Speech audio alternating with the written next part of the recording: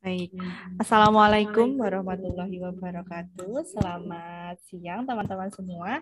Dan yang terhormat Bapak Dekan Fakultas Pertanian Universitas Gadjah Mada, Bapak Insinyur Jaka Widada, MP PhD, yang terhormat Ibu Dr. Diah Weni Respati, SPMSI, selaku Wakil Dekan Bidang Akademik dan Kemahasiswaan.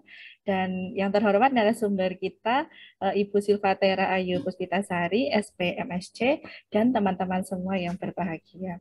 Selamat datang di acara sosialisasi program Fast Track Fakultas Pertanian Universitas Gadjah Mada. Sebelumnya, perkenalkan, saya Lisa Aryani, selaku MC pada acara sosialisasi program Fast Track Fakultas Pertanian Universitas Gadjah Mada. Sebelumnya, mohon izin saya untuk membacakan susunan acara pada siang hari ini. Yang pertama adalah pembukaan, kemudian dilanjutkan dengan mendengarkan lagu Indonesia Raya dan himne Gadjah Mada. Kemudian acara yang ketiga adalah sambutan dari Dekan Fakultas Pertanian Universitas Gadjah Mada, Bapak Insinyur Jaka Widada, MP PhD. Kemudian acara keempat adalah penjelasan terkait dengan program Fast Track, yaitu penjelasan umum terkait program Fast Track yang akan disampaikan oleh Ibu Wakil Dekan Bidang Akademik dan Kemahasiswaan, Ibu Dr. Diah Weni Respati, SPMSI. Kemudian acaranya akan dilanjutkan dengan pemaparan materi oleh Ibu Silvatera terkait dengan kiat sukses studi program Fast Track. Kemudian dilanjutkan dengan sesi diskusi dan penyerahan sertifikat serta closing statement yang akan diberikan oleh Ibu Dr. Diah Weni. Kemudian acara yang terakhir adalah penutup. Baiklah, untuk memulai acara pada siang hari ini, yang pertama merupakan pembukaan. Marilah kita buka acara pada siang hari ini dengan berdoa sesuai dengan keyakinan masing-masing. Berdoa dipersilakan.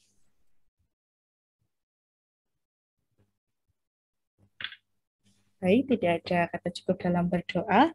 Kemudian untuk acara selanjutnya adalah mendengarkan lagu Indonesia Raya dan dilanjutkan dengan himne Gadjah Mada. Kepada operator, saya persilakan.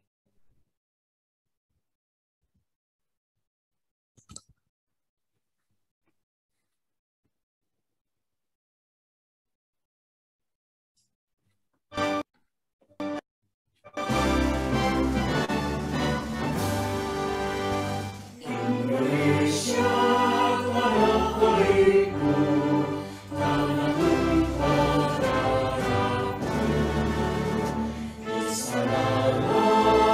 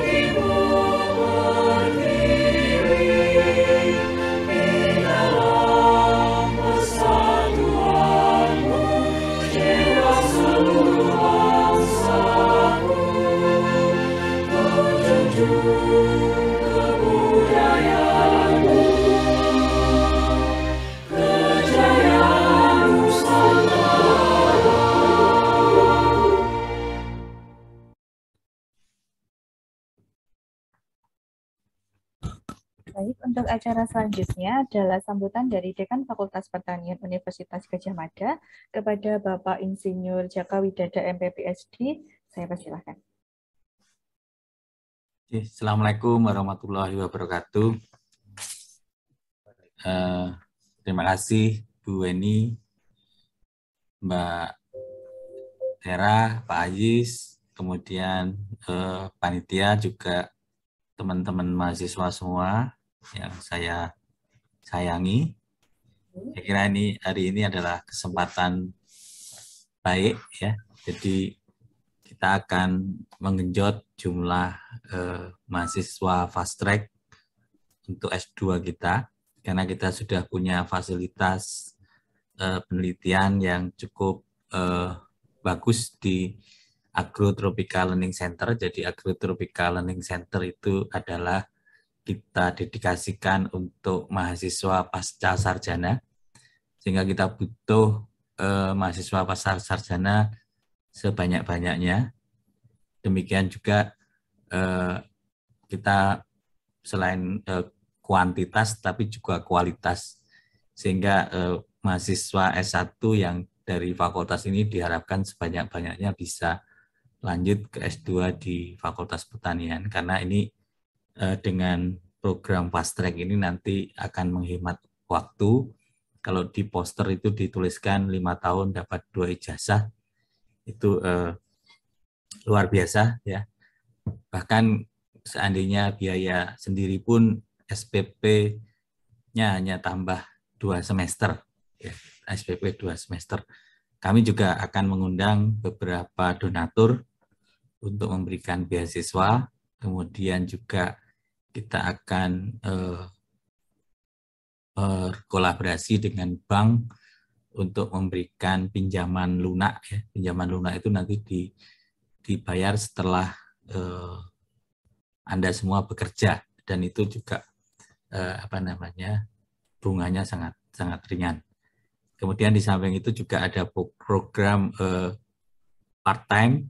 Jadi nanti beberapa dari mahasiswa yang daftar itu akan kita seleksi untuk bisa bekerja paruh waktu di fakultas ini untuk membantu dosen, membantu administrasi, membantu semua kegiatan yang ada di fakultas, dan gajinya nanti kira-kira cukup untuk membayar yang 1 tahun atau 2 semester. Kemudian untuk prodi, khususnya prodi penyuluhan, prodi mikrobiologi, dan juga prodi yang lain, tidak menutup yang lain, itu kami juga bekerja sama dengan sekolah pasca sarjana. Jadi sekolah pasca sarjana nanti juga mereka akan menerapkan model paruh waktu.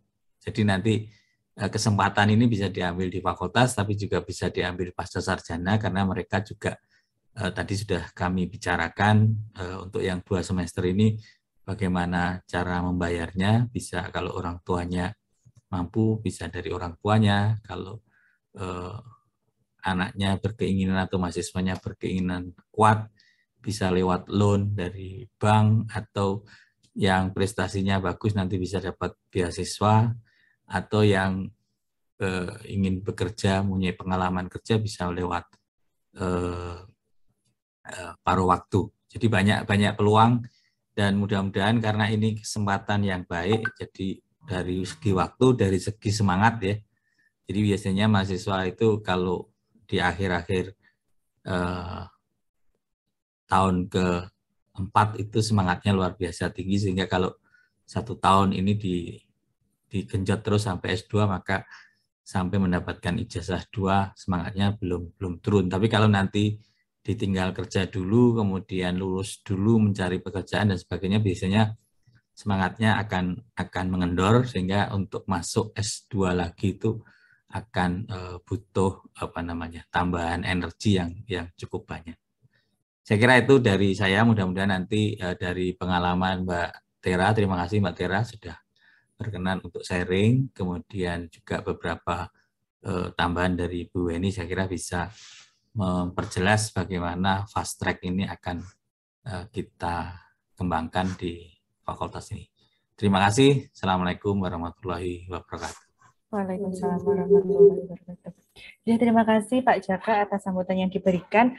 Mungkin sebelum Bapak live meeting atau meninggalkan meeting, bisa foto bersama terlebih dahulu Bapak dengan peserta yang mengikuti sosialisasi. Oke, bagi teman-teman dimohon untuk menyalakan kameranya terlebih dahulu. Saya tunggu 1 menit. Silakan. Kita foto bersama terlebih dahulu. Iya, jadi nanti pas daftar udah tahu, oh mukanya yang ini. Gitu. Wah, ini ada orang tua mahasiswa ini. Yang mana Pak? Dr. Sigit Handoko ini adalah selamat sore, orang tua dari mahasiswa. Selamat siang Pak Sigit. Oke teman-teman, bisa menyalakan kameranya, kita foto bersama terlebih dahulu sebelum Pak Jaka live meeting ini. Silahkan, saya tunggu 1 menit.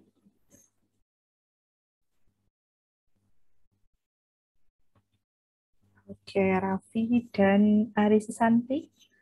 Indah Ayu juga sudah. Oke, Hanita. Ayo yang lain. Oke, yang kemarin minta transkripsi akademik buat daftar fast track, ayo di-on-kan kameranya. Oke.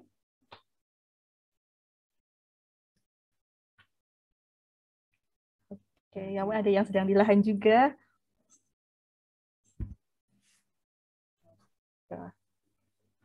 Oke, saya pandu untuk foto bersama. Saya hitung sampai hitungan ketiga, siapkan pose terbaiknya. Oke, 1, 2, 3. Lagi. 1, 2, 3. Boleh ganti gaya? 1, 2, 3. Senyum Pak Aziz. 1, 2, 3. Oke, terima kasih.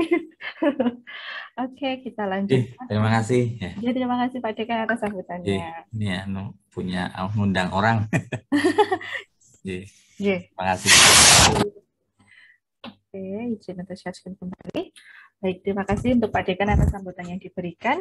Acara selanjutnya adalah penjelasan program Fast Track yang akan disampaikan oleh Ibu Dr. Diah Weni Respati, SPMSI, selaku Wakil Dekan Bidang Akademik dan Kemahasiswaan Fakultas Pertanian Universitas Gadjah Mada. Kepada Ibu Dr. Diah Weni, waktu dan tempat saya persilahkan. Oke, baik, matur nuwun Mbak Lisa atas kesempatannya. Sebelumnya saya ucapkan terima kasih kepada Pak Dekan yang sudah berkenan hadir begitu ya, tadi memberikan semangat untuk teman-teman terkait dengan program Fast Track kita pada semester depan gitu guys, semester dasar tahun 2022-2023. Juga saya ucapkan terima kasih kepada Mbak Silva Tera, manggilnya Mbak saja ya, karena biar merasa dekat nanti adik-adik mahasiswa, karena Mbak Tera ini masih muda gitu ya.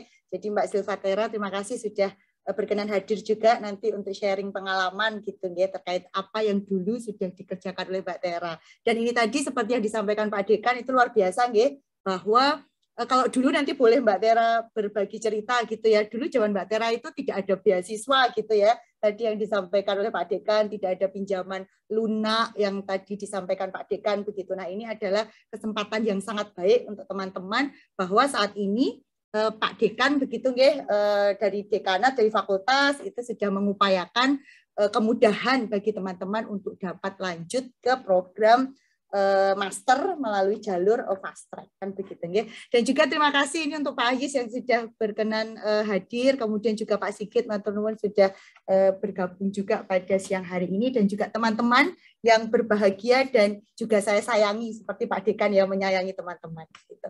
Baik, saya izin share screen terkait dengan apa yang akan kita diskusikan begitu nggih pada siang hari ini. Ya, jadi pada siang hari ini kita akan berdiskusi begitu ya, dari fakultas itu akan memberikan sebenarnya saya yakin teman-teman sudah mendapatkan beberapa informasi terkait dengan program fast track ini begitu ya. Jadi mungkin 2 minggu yang lalu itu sudah diinformasikan di masing-masing program studi ataupun di departemennya masing-masing begitu ya. Tetapi berdasarkan apa yang kami alami, ternyata masih banyak beberapa teman-teman itu yang rasanya kok belum firm gitu ya, belum yakin fast track ini seperti apa sih gitu ya, terus nanti seperti apa, kok saya S1 juga kuliah S2 gitu kan, berat nggak ya gitu kan, di semester akhir nanti akan seperti apa gitu. Nah, untuk itu nanti setelah penjelasan sedikit gitu ya dari fakultas melalui saya gitu, nanti akan di-sharingkan oleh Mbak Tera begitu, kira-kira seperti apa sih pengalaman Mbak Tera saat itu gitu ya, kok bisa 5 tahun dapat 2 gelar kan gitu ya.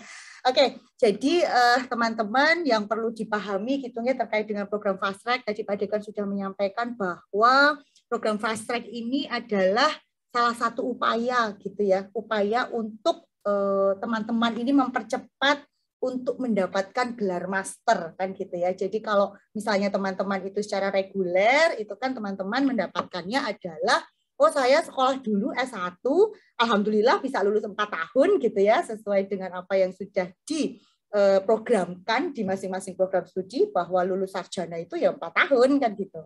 Nah, kalau sudah 4 tahun, terus kalau yang reguler itu biasanya ya sudah saya terus daftar S2 kan gitu ya. Pada saat daftar S2 masih harus 2 tahun, itu kalau cepat gitu ya, kalau sesuai target itu bisa lulus satu tahun lebih sedikit lah kalau di peraturannya ya, sampai 2 tahun. Artinya teman-teman kalau dalam posisi reguler gitu ya, paling cepat ya 6 tahun gitu ya, itu baru bisa mendapatkan program masternya gitu ya, gelar masternya, gelar sarjana lulus dulu, kemudian master 2 tahun gitu ya, itu 6 tahun. Nah, melalui program fast track ini, maka teman-teman tidak perlu sampai 6 tahun gitu nggih. Jadi program fast track ini memang kalau tadi Pak Dekan juga ngerti kok, sesuai di poster itu 5 tahun dapat 2 gelar gitu ya. Jadi istilahnya adalah teman-teman itu ngirit gitu ya, menghemat waktu 1 tahun sehingga teman-teman lulusnya bisa lebih cepat, waktunya hanya 5 tahun dapat 2 gelar, itu kan luar biasa gitu ya. Syukur-syukur setelah 5 tahun kemudian teman-teman lanjut lagi ke S3, jadi doktor di usia sangat muda kan gitu ya, itu kan luar biasa sekali pencapaian di sana gitu ya.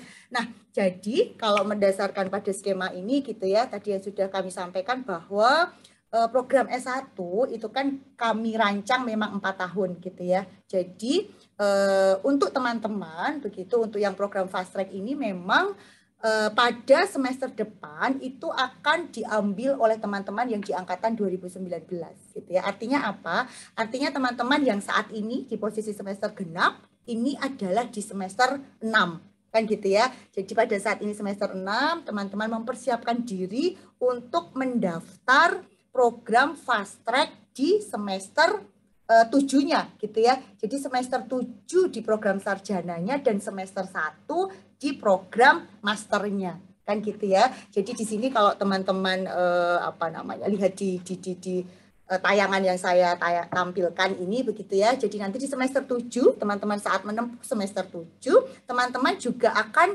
terdaftar sebagai mahasiswa pasca sarjana master gitu ya, S2 gitulah ya. Jadi program master atau magister atau S2 di saat teman-teman di S1-nya itu semester 7 gitu. Nah, ini yang berbeda gitu ya. Jadi yang berbeda itu apa gitu kalau di program yang sekarang, mungkin berbeda dengan tadi kita sempat diskusi sedikit dengan Mbak Tera kalau ada teman-teman yang mendengarkan gitu ya. Jadi kalau zamannya Mbak Tera itu Mbak Tera pada saat di semester 7 mengambil program fast track, itu Mbak Tera hanya mempunyai satu nomor ijazah, satu nomor induk mahasiswa atau NIM gitu ya. Jadi di semester 7 itu kalau dilihat di datanya UGM, di datanya Dikti gitu, kalau Mbak Tera mau bilang, saya ini mahasiswa S2 loh gitu. Mana buktinya? Nggak ada gitu ya. Karena tidak terdaftar, tidak ada di sistem gitu. Jadi Mbak Tera hanya terdaftar di di Fakultas Pertanian ada gitu ya, tetapi itu tidak ada di sistem gitu. Jadi nanti kalau misalnya mau membuktikan gitu ya, mana buktinya kalau ada di di PD Diktinya gitu ya, atau di Simaser itu tidak ada gitu. Karena dulu sistemnya belum baik gitu ya. Nah, ini adalah keberuntungan juga untuk teman-teman. Jadi kalau mulai semester depan gitu ya, pada saat teman-teman itu mendaftar program master, artinya adalah pada semester 7, teman-teman juga akan dapat nomor induk mahasiswa gitu ya, sebagai S2 gitu. Jadi nanti teman-teman mahasiswa fast track ini boleh agak-agak sombong gitu ya. Saya itu ini loh tercatat sebagai mahasiswa S1 dan S2 gitu ya. Istilahnya begitu. Jadi nanti teman-teman pada saat di semester 7, teman-teman juga menjadi mahasiswa master dengan 2 nomor induk mahasiswa gitu. Jadi NIM-nya 2. NIM sebagai S1 tetap akan tercatat di S1 dan NIM sebagai S2 akan tercatat pada saat teman-teman mengikuti perkuliahan di S2-nya gitu ya. Nah, ini yang menjadi mungkin teman-teman kemarin aduh yakin nggak ya gitu ya, rada ragu-ragu gitu. Itu adalah waduh Bu, berarti semester 7 saya mata kuliah masih banyak ya Bu gitu ya. Ngambil di semester 7 di S1-nya. Dan kemudian saya harus kuliah juga di semester 1 untuk program S2-nya kan gitu ya. Nah, ini memang di tahap awal ini memang mungkin cukup berat gitu ya. Artinya apa? Teman-teman harus mengambil sisa SKS gitu ya. Sisa SKS yang harus diselesaikan oleh teman-teman di program sarjana, karena saya yakin di semester 7 itu pasti masih ada sekitar 10-12 SKS gitu ya, itu yang masih harus teman-teman ambil gitu, dan juga skripsi gitu biasanya gitu ya. Itu adalah untuk teman-teman yang lurus-lurus aja gitu ya, ideal gitu. Tetapi saya yakin saat ini itu teman-teman adalah teman-teman yang luar biasa sekali, IPK-nya itu tinggi-tinggi semua gitu ya, sehingga teman-teman itu di setiap semester itu IPK-nya kebanyakan itu di atas 3 gitu. Dimana kalau di atas 3 teman-teman pasti mengambil SKS itu bisa sampai 24 gitu ya. Dan saya yakin di semester 7 itu teman-teman hanya tinggal sedikit saja gitu mata kuliah yang harus diambil. Nah, untuk itu tidak perlu khawatir gitu ya. Nanti kuliah S2-nya gimana ya Bu? Kok nanti bentrok dan sebagainya kan gitu ya, pasti teman-teman pasti memikirkan ke sana juga kan gitu. Nah, itu nanti di semester 7 itu kan mata kuliah wajib sudah tidak ada gitu ya, seharusnya sudah tidak ada mata kuliah wajib, kecuali ya memang skripsi gitu ya, mungkin ada juga yang belum ngambil seminar biasanya gitu. Itu masih ada, tapi kan itu tidak aktivitasnya itu kan kalau seperti seminar itu adalah aktivitas yang mandiri gitu ya. Artinya menyusun tidak ada perkuliahan yang harus membutuhkan waktu yang ditentukan gitu ya, jadwal tatap mayanya itu kan tidak. Skripsi kan juga demikian, jadi mengatur diri sendiri kan gitu ya. Nanti teman-teman tentu saja akan mengambil mata kuliah di semester 1 untuk yang S2-nya gitu ya. Jadi teman-teman nanti akan tercatat sebagai mahasiswa sarjana semester 7 dan semester 8 gitu ya. Kemudian teman-teman pada saat 2 semester terakhir itu teman-teman adalah juga sebagai mahasiswa pasca sarjana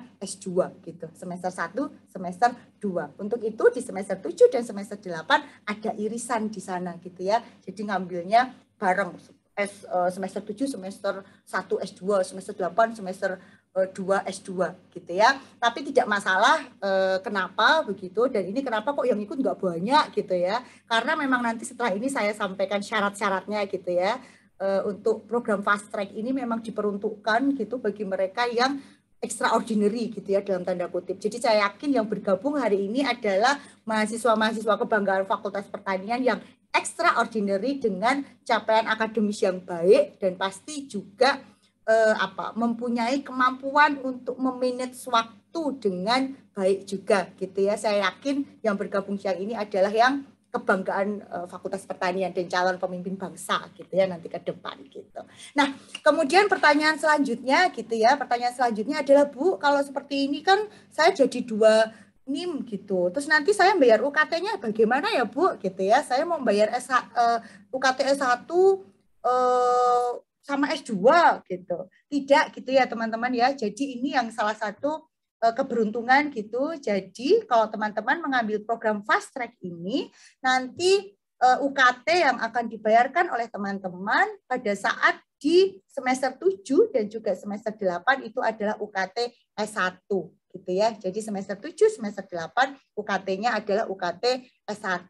Jadi semester 1, semester 2 paskanya itu kami nolkan gitu ya. Dan teman-teman nanti baru akan memulai untuk membayar UKT S2 adalah di semester 3 dan 4 gitu ya. Jadi ini luar biasa sekali gitu ya teman-teman. Jadi kesempatan yang tadi disampaikan Pak Dekan itu luar biasa sekali gitu, bahwa teman-teman bisa lulus 5 tahun kan gitu ya. Nah, kemudian nanti teman-teman terkait dengan aktivitas ini juga gitu ya, ada salah satu yang harus teman-teman pahami adalah bahwa teman-teman nanti harus lulus dulu S1-nya gitu ya. Jadi nanti di semester 8 itu diupayakan teman-teman sudah yudisium, sudah lulus dan boleh wisuda S1 itu boleh nggak Bu? Boleh ikut gitu ya. Kalau di program PMDSU itu kan tidak ada wisuda S2. Tapi kalau untuk fast track, teman-teman di semester 8 lulus gitu ya, kemudian yudisium, kemudian wisuda itu boleh gitu ya. Itu di semester 8-nya. Setelah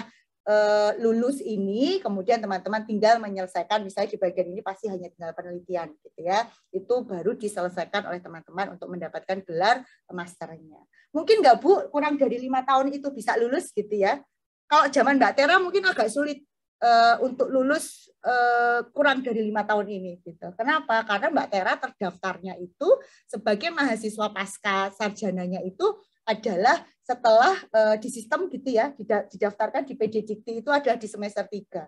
Jadi kalau sekarang teman-teman bisa didaftarkan dan mendapat nomor induk mahasiswanya itu dari mulai di semester 7 ini, kalau teman-teman di sini gitu ya, itu sudah penelitiannya kok ternyata ini luar biasa gitu ya. Penelitian di sini itu kok ternyata sudah selesai gitu. Saya bisa di semester 3 lebih sedikit gitu ya. Itu boleh nggak Bu? Boleh gitu. Karena aturannya kalau untuk S2 itu untuk dapat mendapatkan gelar master itu adalah paling cepat lebih dari 1 tahun gitu. Jadi 1 tahun lebih sedikit itu boleh gitu ya. Karena teman-teman sudah terdaftar di sini gitu ya. Semester 1, semester 2 ini itu teman-teman sudah menjadi mahasiswa S2, kemudian ternyata penelitiannya S1, S2 ini relate gitu ya. Kemudian bisa dijadikan untuk dilanjutkan tulisan ke tesis.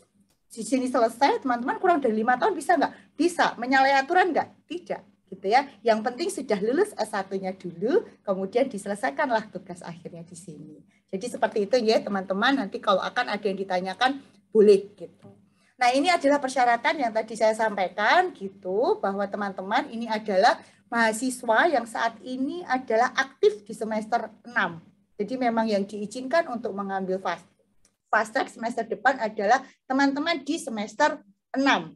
Dan kemudian juga harapannya teman-teman itu sudah menempuh KL dan juga KKN di periode 2 nanti gitu ya. Jadi saat ini teman-teman yang kemarin mendaftar KKN gitu, saya yakin teman-teman semester 6 ini sekarang ada yang sudah mendaftarkan KKN adalah di periode 2, di mana pelaksanaannya nanti di saat Juni ya, Juni-Juli gitu. Juni-Juli itu adalah pelaksanaan KKN. Kenapa KKN ini menjadi penting gitu ya teman-teman? Karena pada saat tadi terbayangkan ya, waduh semester 1 itu aktivitasnya luar biasa sekali di S2 dan masih harus menyelesaikan yang di S1-nya di semester 7 gitu ya.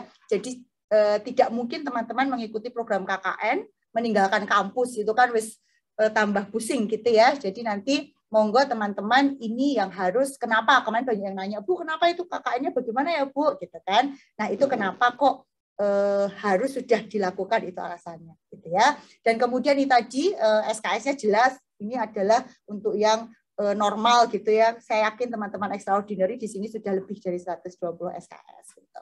Kemudian skor TOEFL ASEP ini kami sesuaikan dengan persyaratan kalau teman-teman itu mendaftar secara reguler. Jadi nanti monggo, Bu, ini saya sudah mau daftar tapi belum Bu TOEFL sama ASEP-nya karena saya masih MBKM gitu. It's okay, yang penting daftar dulu. Yang penting nanti pada saat kita akan mendaftarkannya ke DPP, ke UGM, teman-teman sudah menyerahkan gitu ya, sudah punya skor ini gitu. Karena disyaratkan teman-teman ada toh untuk mengisi surat pernyataan untuk lulus ASEP dan juga TOEFL kan gitu ya. Jadi kemudian yang ini TPA sama gitu ya, TOEFL, ASEP boleh kalau di UGM kita pakai ASEP, kemudian TOEFL boleh, kemudian TPA juga monggo ini bulan depan. Ini banyak gitu ya, ada jadwal beberapa, nanti boleh tanya Mbak Lisa karena Mbak Lisa juga mau daftar S2, jadi mau tes TOEFL sama TPA sudah daftar, jadi yang kapan ya waktunya nanti monggo hubungin WA Akademik, boleh tanya Mbak Lisa punya jadwal-jadwalnya gitu ya. Kemudian tadi harapannya teman-teman adalah program studinya itu linier gitu. Artinya kalau sekarang agronomi ya S2-nya itu agronomi gitu ya. Kenapa gitu? Nah, ini untuk mempermudah teman-teman dalam menyelesaikan program masternya gitu. Dan ini harapannya nanti ini monggo dari program studi juga sudah kami sampaikan untuk dapat membuat skema yang sangat baik dan mengawal program fast track ini dengan benar-benar begitu ya. Jadi harapannya topik S1 pada saat skripsi dan tesisnya itu adalah linear. Nanti mungkin Mbak Tera bisa bercerita karena Mbak Tera juga sama sependek yang saya pahami Mbak Tera ini S1, S2-nya itu topiknya sama terkait bunga krisan gitu ya. Dan pembimbing S1 dan S2-nya sama gitu ya. Untuk itu pada saat di program ini nanti harapannya pembimbingnya untuk DPS skripsi itu adalah yang sudah diizinkan untuk membimbing di program S2 gitu ya. Jangan, kalau syaratnya kan biasanya S2 gitu ya. Kalau di S1 boleh kan ada yang gelarnya masih S2 membimbing gitu. Nah, kalau di S2 kan yang dosen masih S2 tidak boleh gitu kan untuk membimbing. Jadi mohon itu nanti untuk bisa juga teman-teman pada saat mengajukan ke Prodi gitu ya, diskusi dengan DPA juga bisa disampaikan. Tapi kami sudah menyampaikan ke Kaprodi terkait hal tersebut begitu. Nah, ini melengkapi dokumen. Saya yakin teman-teman yang sudah mulai menyiapkan dokumen itu sudah mengisi gitu ya. Nah, kemudian ini formulir pendaftaran juga sudah ada, nanti di Google form juga sudah ada, kemudian transkrip nilai, ini monggo tadi yang disampaikan Mbak Lisa sudah ada beberapa mahasiswa yang mengajukan permohonan transkrip gitu ya, untuk pendaftaran ini silahkan. Ini tadi sertifikat jika belum ada boleh dilengkapi, yang penting sekarang mendaftar dulu gitu ya dengan mengisi surat pernyataan begitu.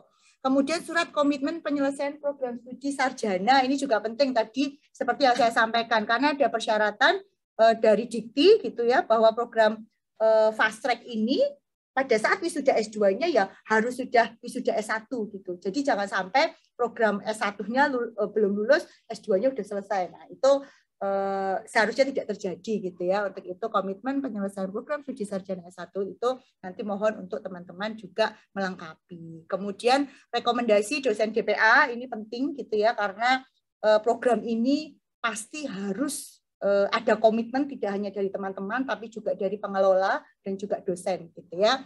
Kemudian proyeksi keinginan itu apa sih Bu? Mau fast track itu motivasinya apa gitu ya? Motivasi saya mau ngambil fast track itu apa sih gitu kan? Oh ya, saya pengen jadi peneliti Bu, saya pengen jadi dosen Bu, dan lain sebagainya. Monggo itu bisa disampaikan gitu ya.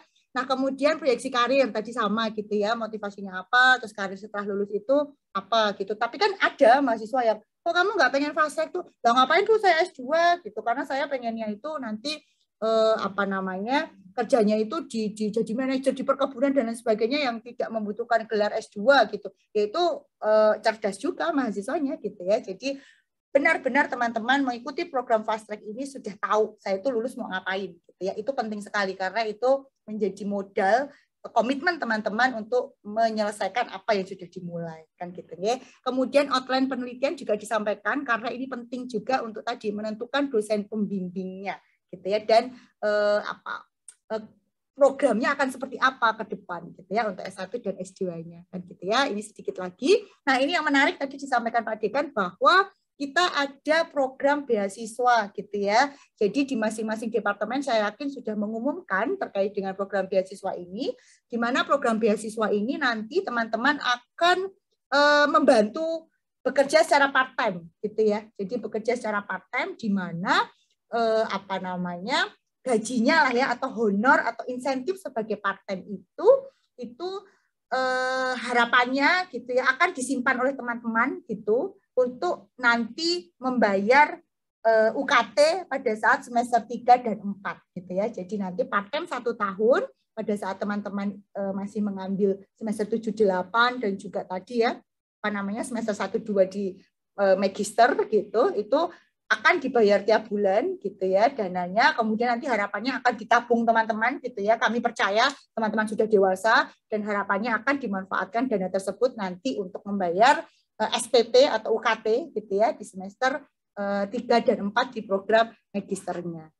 Itu di departemen sudah ada. Nah, ini untuk jadwal pendaftarannya. Jadi kita sekarang sudah ada di posisi ini gitu ya. Saya yakin teman-teman di sini harapannya sudah membuat akun di um.ugm.ac.id gitu ya. Seperti kalau teman-teman akan mendaftar program reguler, apakah itu sarjana atau pasca gitu. Jadi mohon membuat akun untuk membuat sebagai mahasiswa pasca. Kemudian di fase ini nanti monggo ya sampai 15 April teman-teman melakukan pendaftaran di fakultas dengan mengupload tadi di Google Form ini gitu ya, semua persyaratan dimasukkan di sana.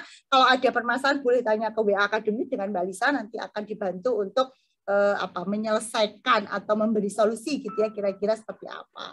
Kemudian akan dilakukan seleksi di departemen begitu, jadi pendaftaran di fakultas, nanti dari fakultas akan memberikan data-data teman-teman gitu ya yang lolos administrasi ke departemen, kemudian departemen nanti akan melakukan seleksi mahasiswa-mahasiswa yang lolos program ini gitu ya, dan nanti kemudian disampaikan ke fakultas, kemudian dari fakultas akan menerbitkan LOE dan juga pengumuman hasil seleksi gitu ya, dan nanti kami akan memberikan surat keterangan pengganti ijazah gitu ya. Karena apa? Karena teman-teman tadi itu akan mendaftar seolah-olah S2 gitu ya. Mendaftar benar-benar S2 meskipun belum lulus. Padahal teman-teman kalau cek kalau mau daftar S2 itu harus ada ijazahnya loh Bu, ada transkripnya gitu kan kalau syarat pendaftaran itu.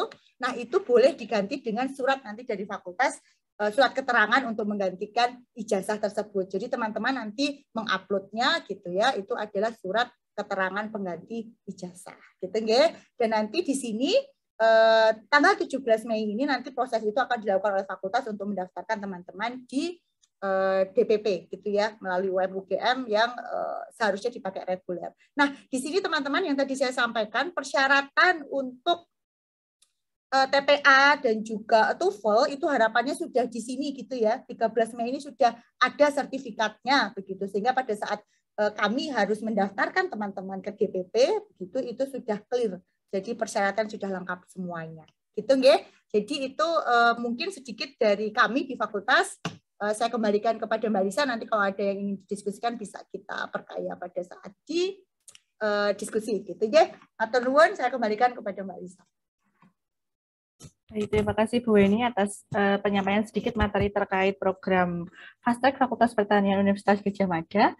Kemudian acara selanjutnya adalah pemaparan materi dari alumni program Fast Track dari Mbak Silvatera, yaitu alumni program Fast Track Fakultas Pertanian Universitas Gadjah Mada, terkait dengan kiat sukses bagaimana teman-teman semua jika ingin melakukan atau mendaftarkan diri di program Fast Track Fakultas Pertanian Universitas Gadjah Mada. Kepada Mbak Tera, waktu dan tempat saya persilakan. Ya, baik. Terima kasih Mbak Lisa atas waktunya. Suara saya sudah terdengar jelas?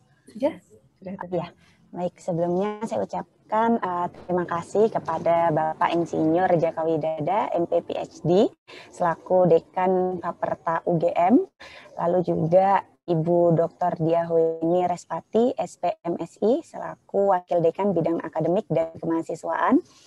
Lalu juga di sini ada mantan co-promoter saya, Bapak Dr. Aziz Purwantoro.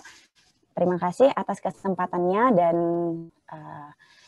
waktunya yang diberikan untuk saya untuk sekedar sharing ya buat teman-teman semuanya, karena dari persyaratan, lalu alur dan lain-lain tadi sudah dijelaskan sangat detail oleh Bu Weni. Nah, perkenalkan saya Silvatera Ayu Puspitasari, ya dulu alumni dari program Fast Track ya, Fast Track angkatan 1. Nah, saya mungkin akan share screen sebentar.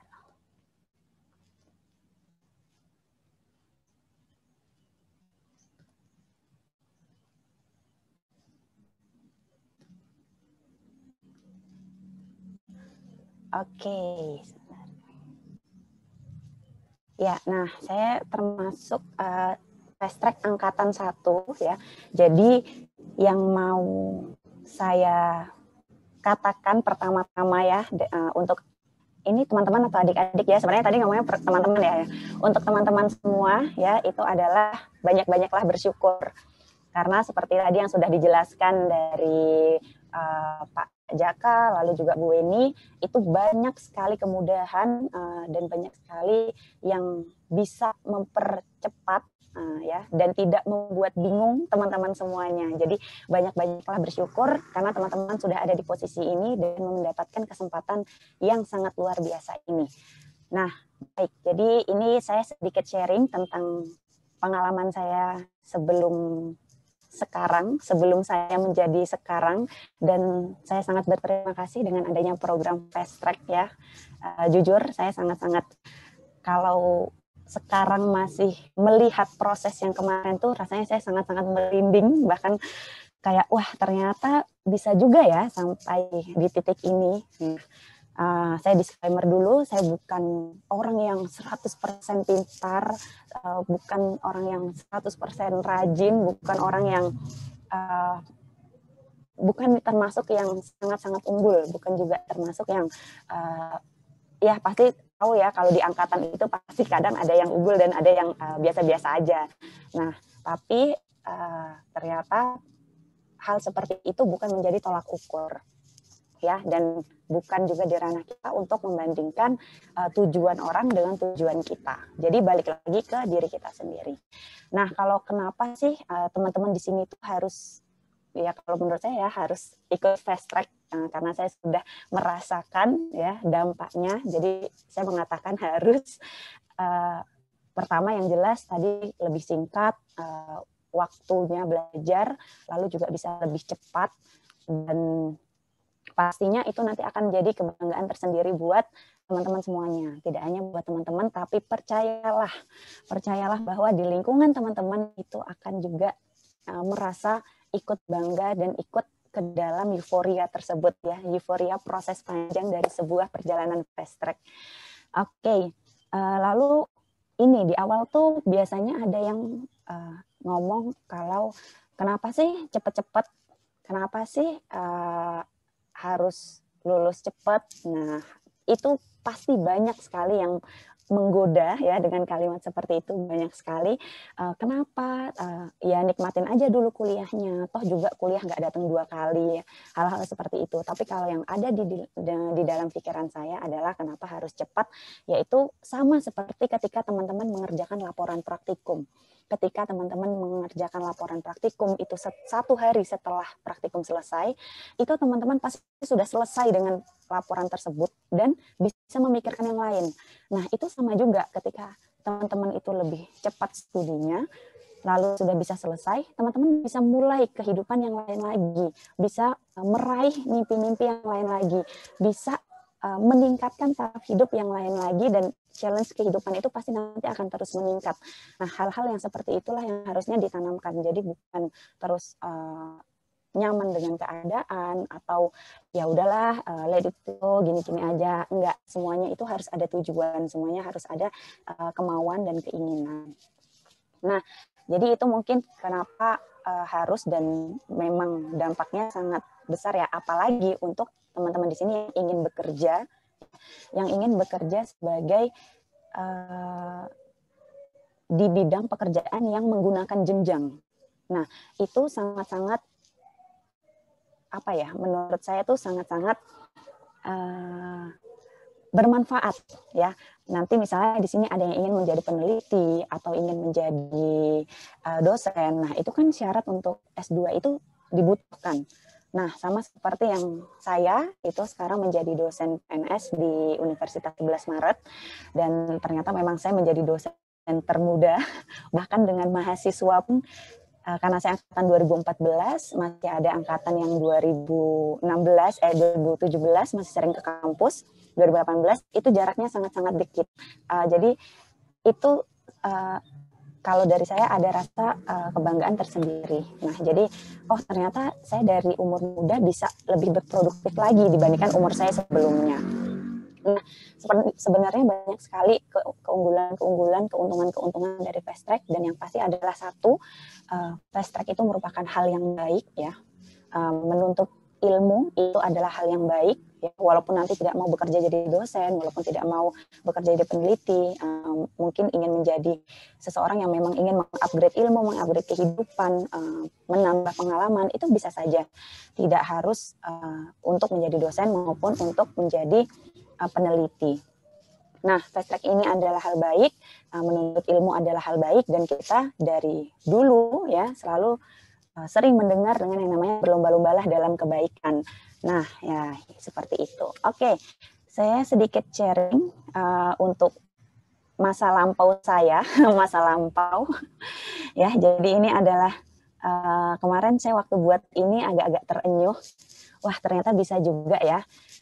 Oke, ini adalah yang saya lakukan beberapa tahun yang lalu ya, di tahun 2017 ya, 2017-an, 2017, 2018 dan 2019 itu adalah tahun-tahun di mana saya ngomong aja saya langsung merinding. Oke, ini kenapa saya bold? Karena ini di semester 6 itu adalah semester di mana praktikum dari mahasiswa S1 itu lumayan banyak, semester 5 dan semester 6.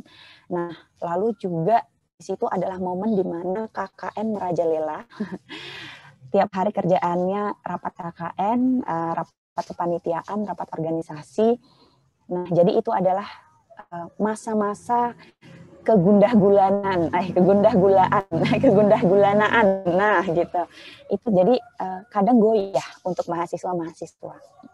Nah, jadi ini yang harus menjadi pondasi utama adalah ketika adik-adik udah semester 6, itu sudah harus tahu mau penelitian apa. Jadi tidak hanya, dan juga ditambah seperti yang tadi Bu Weni bilang, bahwa adik-adik tuh sekarang udah harus tahu cita-citanya mau jadi apa. Setelah lulus mau jadi apa. Jangan ketika sudah lulus baru mikir, jadi apa ya? Enggak, itu salah menurut saya. Ya, tapi harus tahu. Ketika nanti adik-adik mau lulus, saya mau bekerja menjadi wirausaha, iya saya mau jadi PNS, iya saya mau jadi peneliti, atau saya ingin bekerja di perusahaan internasional, itu sudah harus dari sekarang, bahkan harusnya dari semester 1 itu sudah harus ditanamkan.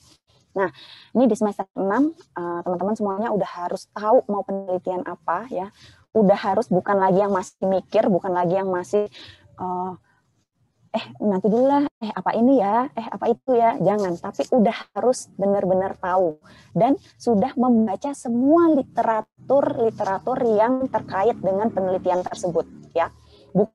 Bukan hanya tahu penelitiannya ini, nantilah belajarnya setelah waktu hasil dan pembahasan atau setelah penelitian, itu salah ya. Jadi ketika membuat research plan, ketika membuat outline ya, ketika udah tahu mau penelitian apa, itu sudah harus tahu teori-teori di dalamnya ya. Jangan menunggu setelah penelitian, karena keuntungannya adalah ketika di awal sudah tahu teorinya, ketika nanti praktek di lapangan itu akan lebih mendalami ya. Jadi akan lebih ingat, akan lebih ternyata ini loh yang kemarin teori yang aku baca di jurnal, ini loh yang aku baca di paper si ini. Nah, itu. Terus baru semester 7 kemarin saya juga masih ada kuliah S1. Lalu juga sudah mulai karena sudah tahu nih idenya, sudah konsultasi ke dosen, pembimbing. Sudah tahu mau, dulu saya nanam, sudah tahu mau nanam di mana. Misalnya ada yang survei, sudah tahu tuh mau survei di mana. Jadi saya sudah membuat proposal penelitian S1. Nah, karena di awal semester 6 saya sudah mengumpulkan semua literatur-literatur yang dibutuhkan, sampai saya ingat sekali saya sudah search di Google itu sampai halaman terakhir terkait topik penelitian ya. Waktu itu saya penelitian tentang tanaman krisan. Itu saya ingat sekali sampai halaman terakhir, page-nya udah paling mentok. Nah, itu saya save semuanya paper-paper yang saya rasa memang ini tuh penting dan ini nanti akan menjadi bahan bacaan di kemudian hari ketika saya membahas hasil. Nah, itu di-save ya, jangan lupa dijadikan folder, ditulis di judulnya, oh ini tentang ini, misalnya dulu saya krisan, saya tulis krisan lama pencahayaan, krisan pemupukan. Jadi saya ingat dan saya langsung buka untuk mengefektifkan waktu. Lalu udah proposalnya sudah jadi, langsung saya mulai lagi, tidak perlu menunggu-nunggu, tidak perlu istirahat dulu, tapi langsung dimulai karena biar nanti teorinya pun kita masih ingat. Nah, dan jangan lupa untuk penelitian kerjakanlah semuanya sebisa mungkin mandiri.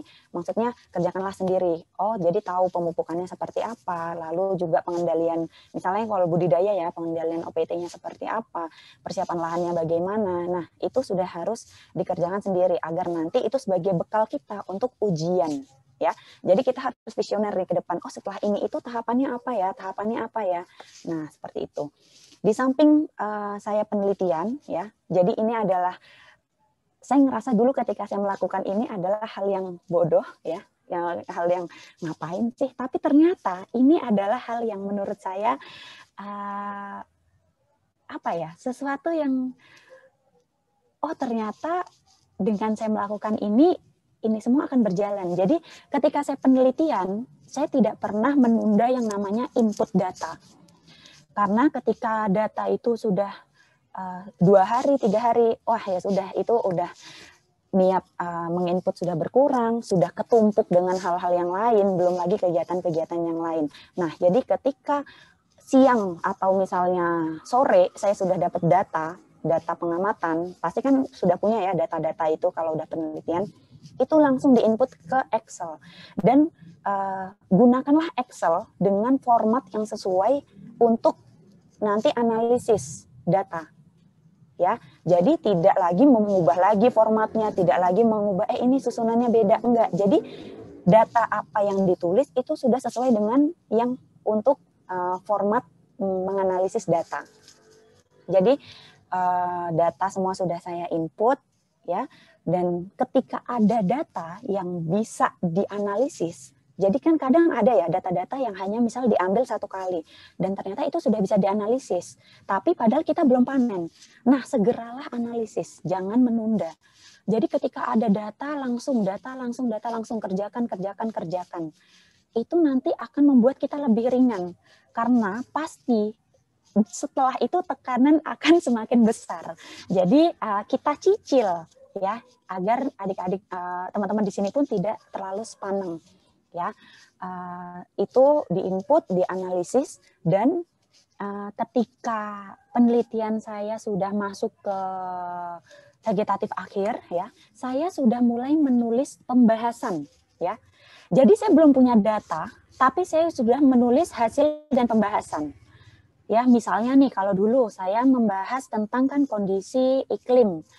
Kondisi iklimnya ya sudah saya tulis, saya masukkan ke subbab iklim itu literatur apa saja yang mendukung. Nah, terus saya bahas data-data yang sudah ada, dan misalnya nih ada data panen. Data panen kan kita belum ada ya datanya. Nah, tapi ternyata kita sudah bahas. Nah, silahkan ditaruh saja di subbabnya penelitiannya itu. Jadi misalnya ternyata oh ini sesuai, oh ini tidak sesuai dengan literatur misalnya seperti itu, kan kita sudah tidak perlu lagi buka-buka paper, kita sudah tidak perlu lagi ngutak-ngatik masuk keluar jurnal, udah tidak perlu lagi, tapi itu sudah ada. Jadi ketika data panen selesai, sudah semuanya tinggal dianalisis dan tinggal dibahas. Nah, padahal di semester 7 itu juga saya sudah masuk S2, di mana itu perkuliahannya cukup mengagetkan ya, karena tingkatan kuliah S2 dan S1 itu kan pasti S2 lebih mendetail, lebih ranahnya lebih dalam ya untuk pembahasannya. Tapi ya sudah, tidak apa-apa, itu dijalani saja. Yang penting tetap jangan sampai skripsinya ini keteteran. Nah, saya juga ini juga harus yang namanya konsultasi terhadap dosen pembimbing ya. Jangan pernah lupa sama yang namanya konsultasi dosen pembimbing. Oke. Nah, lalu saya kan kuliah yang S2 dilaksanakan sebaik-baiknya. Lalu untuk semester 8 saya masih penelitian S1 juga. Lalu di situ saya mengerjakan tesis secepat kilat, secepat mungkin. Kalau misalnya ada hal-hal yang dirasa tidak terlalu penting, tidak terlalu urgent, silahkan ditinggalkan. Yang penting adalah nulis. Itu selesai, karena pada saat itu saya mendapatkan pembimbing yang kalau menunggu pengoreksian itu adalah sekitar 3 minggu, sekitar 1 bulan. Jadi karena antriannya begitu panjang. Jadi inisiatif dari saya adalah ketika saya dikasih revisian, saya harus memberikan revisi tersebut H+1 atau H+2. Karena saya pasti harus menunggu lagi, saya harus ngantri lagi dari awal. Makanya secepat mungkin, jangan kita yang menunda. Nah, lalu karena ternyata alhamdulillah cepat, alhamdulillah juga lancar. Jadi saya sudah bisa wisuda S1. Alhamdulillah waktu itu di semester 8. Dan tetap saya juga kuliah S2. Nah, di situ karena tadi sudah disampaikan juga bahwa mending linear, saya juga menulis proposal lagi yang linear juga tentang kerisan, namun topiknya berbeda. Nah, ini kenapa linear itu enak? Karena kita sudah tahu bahannya, kita sudah tahu apa yang akan kita bahas, kita sudah tahu ini itu pertumbuhannya tuh nanti akan seperti ini loh. Budidayanya itu akan seperti ini, kita sudah tahu, kita sudah tidak perlu lagi belajar dari nol. Itulah kenapa enaknya kalau penelitiannya linear. Nah, lalu di semester 8 setelah wisuda, saya juga tidak yang namanya berleha-leha, tapi saya mulai penelitian S2. Nah, di semester 9 itu juga saya masih ada satu mata kuliah S2 yang waktu itu tidak bisa terambil di semester 7 karena masih kuliah S1 juga. Jadi kuliah S2, tapi saya juga menjalankan penelitian S2 dan menulis publikasi S2. Nah, publikasi ini sangat penting ya. Jadi jangan sampai publikasi itu menghambat kelulusan. Jadi karena biasanya lulus itu harus accepted, harus submit, misalnya yang seperti itu. Kalau untuk sekarang saya kurang tahu bagaimana ketentuannya, tapi kalau zaman dahulu itu harus accepted. Harus ujian tuh harus submit dulu, terus nanti ada persyaratan-persyaratan yang lain. Nah, lalu di semester 10 ya, di semester 5 di tahun kelima alhamdulillah saya bisa ujian dan akhirnya saya bisa wisuda S2. Nah, ini terlihat sangat-sangat cepat sekali ya rasanya kalau ditulis seperti ini, tapi percayalah ini adalah proses-proses yang sangat-sangat panjang di mana manajemen itu sangat penting, yaitu di mana kita harus manajemen waktu ya, manajemen waktu, kapan kita harus belajar, kapan kita harus main, kapan kita harus me time ya. Terus juga selain manajemen waktu, yang paling penting juga adalah manajemen ego ya. Kita harus bisa pandai-pandai untuk memanajemen ego di mana oh ya sudah, memang kita jangan main dulu lah, kita jangan ke mall dulu lah, tapi kita fokus dulu ke sini. Oh nanti di hari keberapa setelah kita ngumpulin revisi barulah kita sehari refreshing, misal seperti itu. Itu sangat penting. Nah, terus dengan jadwal yang sangat-sangat padat ya, dengan banyaknya kegiatan, apakah saya hanya belajar saja? Tidak ya. Apakah saya hanya belajar kuliah pulang, belajar kuliah pulang, penelitian? Tidak. Tapi selama 5 tahun saya kuliah, alhamdulillah saya juga merasakan banyak pengalaman yang lain. Nah, sedikit sharing. Oh ya, ini adalah hasilnya. Jadi saya punya 2 transkrip yang dimana ini saya bisa lulus dengan cepat. Bahkan di ijazah S2 saya terhitung hanya 1 tahun ya, hanya 1 tahun lebih, tidak nyampe 2 tahun. Nah, tadi kembali lagi saya tidak hanya belajar, tidak hanya fokus dengan penelitian, tapi memang itu menjadi prioritas utama saya ya, prioritas utama untuk bisa lulus dan mensukseskan niat saya di awal dan tujuan saya di awal untuk bisa lulus 5 tahun 2 gelar. Nah, ini adalah sebagian kecil dari kegiatan saya selama perkuliahan ya, selama 5 tahun. Jadi saya juga freelance. Ini saya menjadi wedding organizer ya. Lalu juga saya mengikuti lomba-lomba. Ini waktu itu Green Ambassador UGM. Lalu saya juga menjadi freelance model. Ini saya di bawah sebagai tenaga pengajar di Balai Rehabilitasi Wanita di Godean ya, seminggu sekali. Sharing-sharing beberapa hal. Lalu juga saya juga menjadi juri. Ini saya mengikuti lomba-lomba yang lain. Ini saya juga menjadi panitia acara dalam tim reuni SMA. Kebetulan saya di SMA di Jogja, SMA 6. Lalu ini saya juga jualan ya, waktu itu menjadi ya reseller, terus juga pernah membuat brand ya, walaupun untuk sebagai pengalaman lah, jangan sampai kuliah pun juga hanya belajar, tapi juga ada pengalaman lain. Lalu di sini di bawah saya menjadi tour guide ya untuk dan sebenarnya juga masih kegiatan yang lain. Ini kegiatan di luar kampus, kegiatan di dalam kampus saya lupa gambar-gambarnya ada di mana. Tapi yang jelas saya juga ikut di HMJ, saya juga ikut di DEMA, saya juga ikut waktu itu saya pernah jadi manajer basket pertanian ya. Waktu itu ngurusin Porsenigama juga. Ya jadi semua hal sepertinya saya lakukan di masa-masa kuliah saya agar setelah saya lulus itu saya puas ya. Lalu juga koas asis lab ya, jadi asisten lab juga. Ya semualah kalau bisa diikutkan untuk pengalaman. Oke, jadi gimana tips sukses? Sebenarnya saya juga nggak tahu ya gimana cara mendeskripsikan sukses, karena menurut saya sukses itu relatif, dan tingkat sukses itu dari bagaimana kita bisa bersyukur, dari bagaimana kita bisa memaknai semua hal yang terjadi di dalam diri kita. Jadi tetap yang pastinya adalah niat, usaha, dan doa itu adalah 3 kolaborasi yang paling mantap ya menurut saya, yang paling sangat-sangat harus disatukan ya. Jadi tidak hanya satu-satu yang terpisah, tapi harus semuanya itu ada di dalam diri kita semua.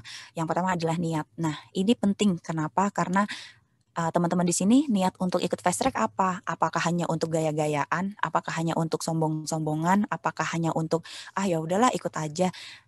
Enggak, tapi harus punya niat sendiri. Yaitu adalah niat di mana adik-adik misalnya, saya ingin menjadi, kalau dulu saya niatnya adalah karena saya ingin menjadi dosen, jadi saya ya memang ini untuk S2 itu penting. Nah, jadi balik lagi ke teman-teman semuanya niatnya apa, dan usahakan untuk niat-niat yang baik. Ada juga mungkin yang niatnya untuk membahagiakan orang tua. Nah, itu penting sekali karena kita tahu bahwa ridho dan doa orang tua itu sangat-sangat membukakan pintu jalan kita apapun yang kita inginkan dan orang tua inginkan. Nah, lalu berdoa ini pastinya sangat penting ya. Jadi jangan hanya cuman ya udah saya niat nih, tapi tidak dibarengi dengan usaha dan doa ya. Jadi semuanya harus menjadi satu kesatuan.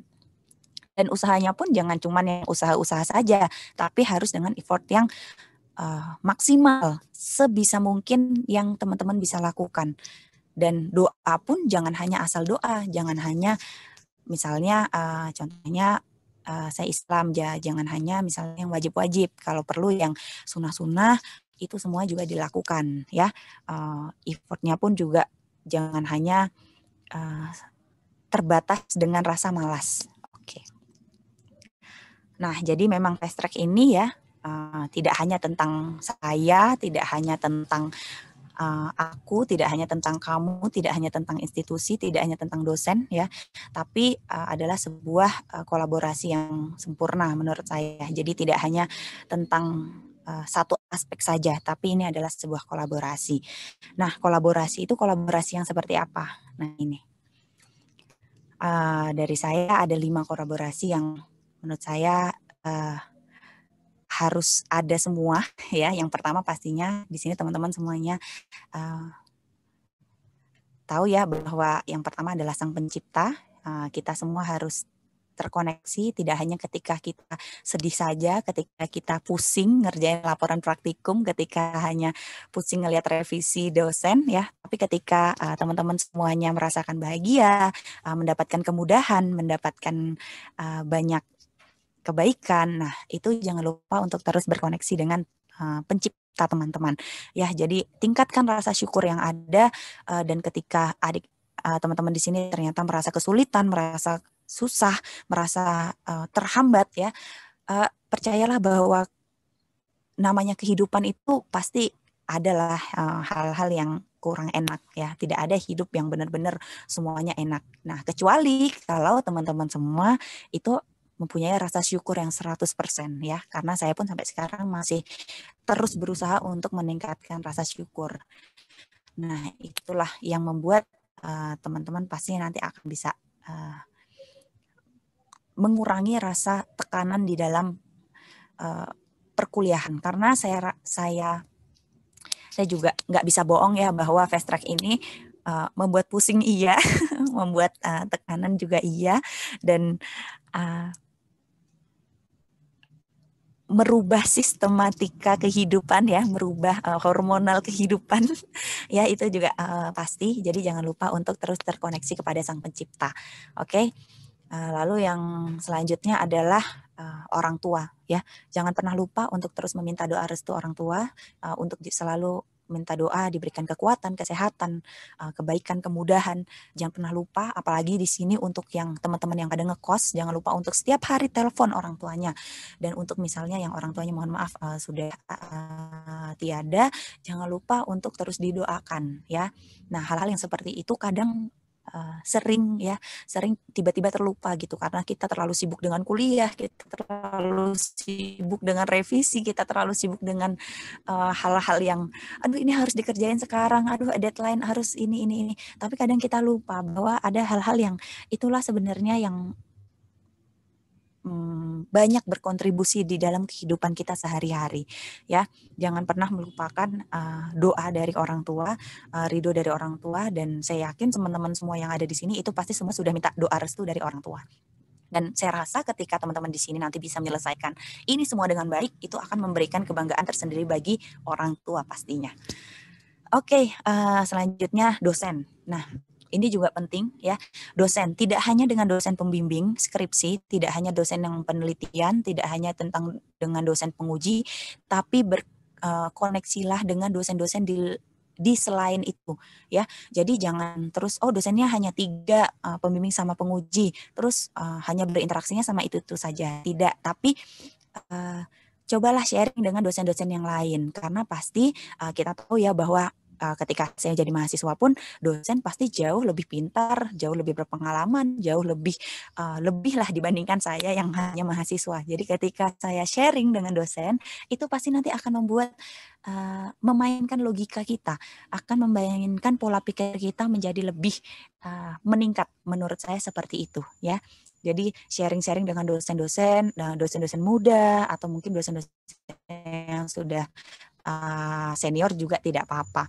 Itu bisa menambah kemudahan dalam menulis skripsi maupun tesis. Nah, oke. Selanjutnya adalah family. Ini saya pisahkan dari orang tua karena menurut saya memang orang tua itu adalah yang paling utama ya. Family di sini adalah penunjang yang lain, yaitu adalah keluarga-keluarga, saudara, kakak, adik, om, tante, bude, itu juga tidak bisa kita pisahkan ya. Saya pun juga masih aktif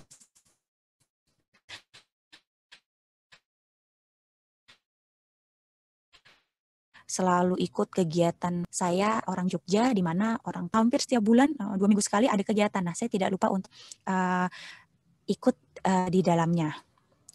Oke, nah terus juga teman, ini juga penting ya, teman sebagai support system ya, dan carilah teman yang benar-benar mensupport. Jadi ketika teman itu dirasa mungkin agak-agak sedikit menggoyahkan niat ya, pasti adalah yang hal-hal seperti itu, mungkin bisa diberi batasan ya, bukan untuk menghilang, bukan untuk membenci, bukan untuk menjauhi, tapi diberi batasan. Tetaplah berbuat baik dengan semua orang, tetaplah menjalin hubungan yang baik dengan semua orang, berteman dengan sebanyak-banyaknya, karena kita tidak tahu apa yang akan terjadi kemudian hari ya. Jadi itu dari saya.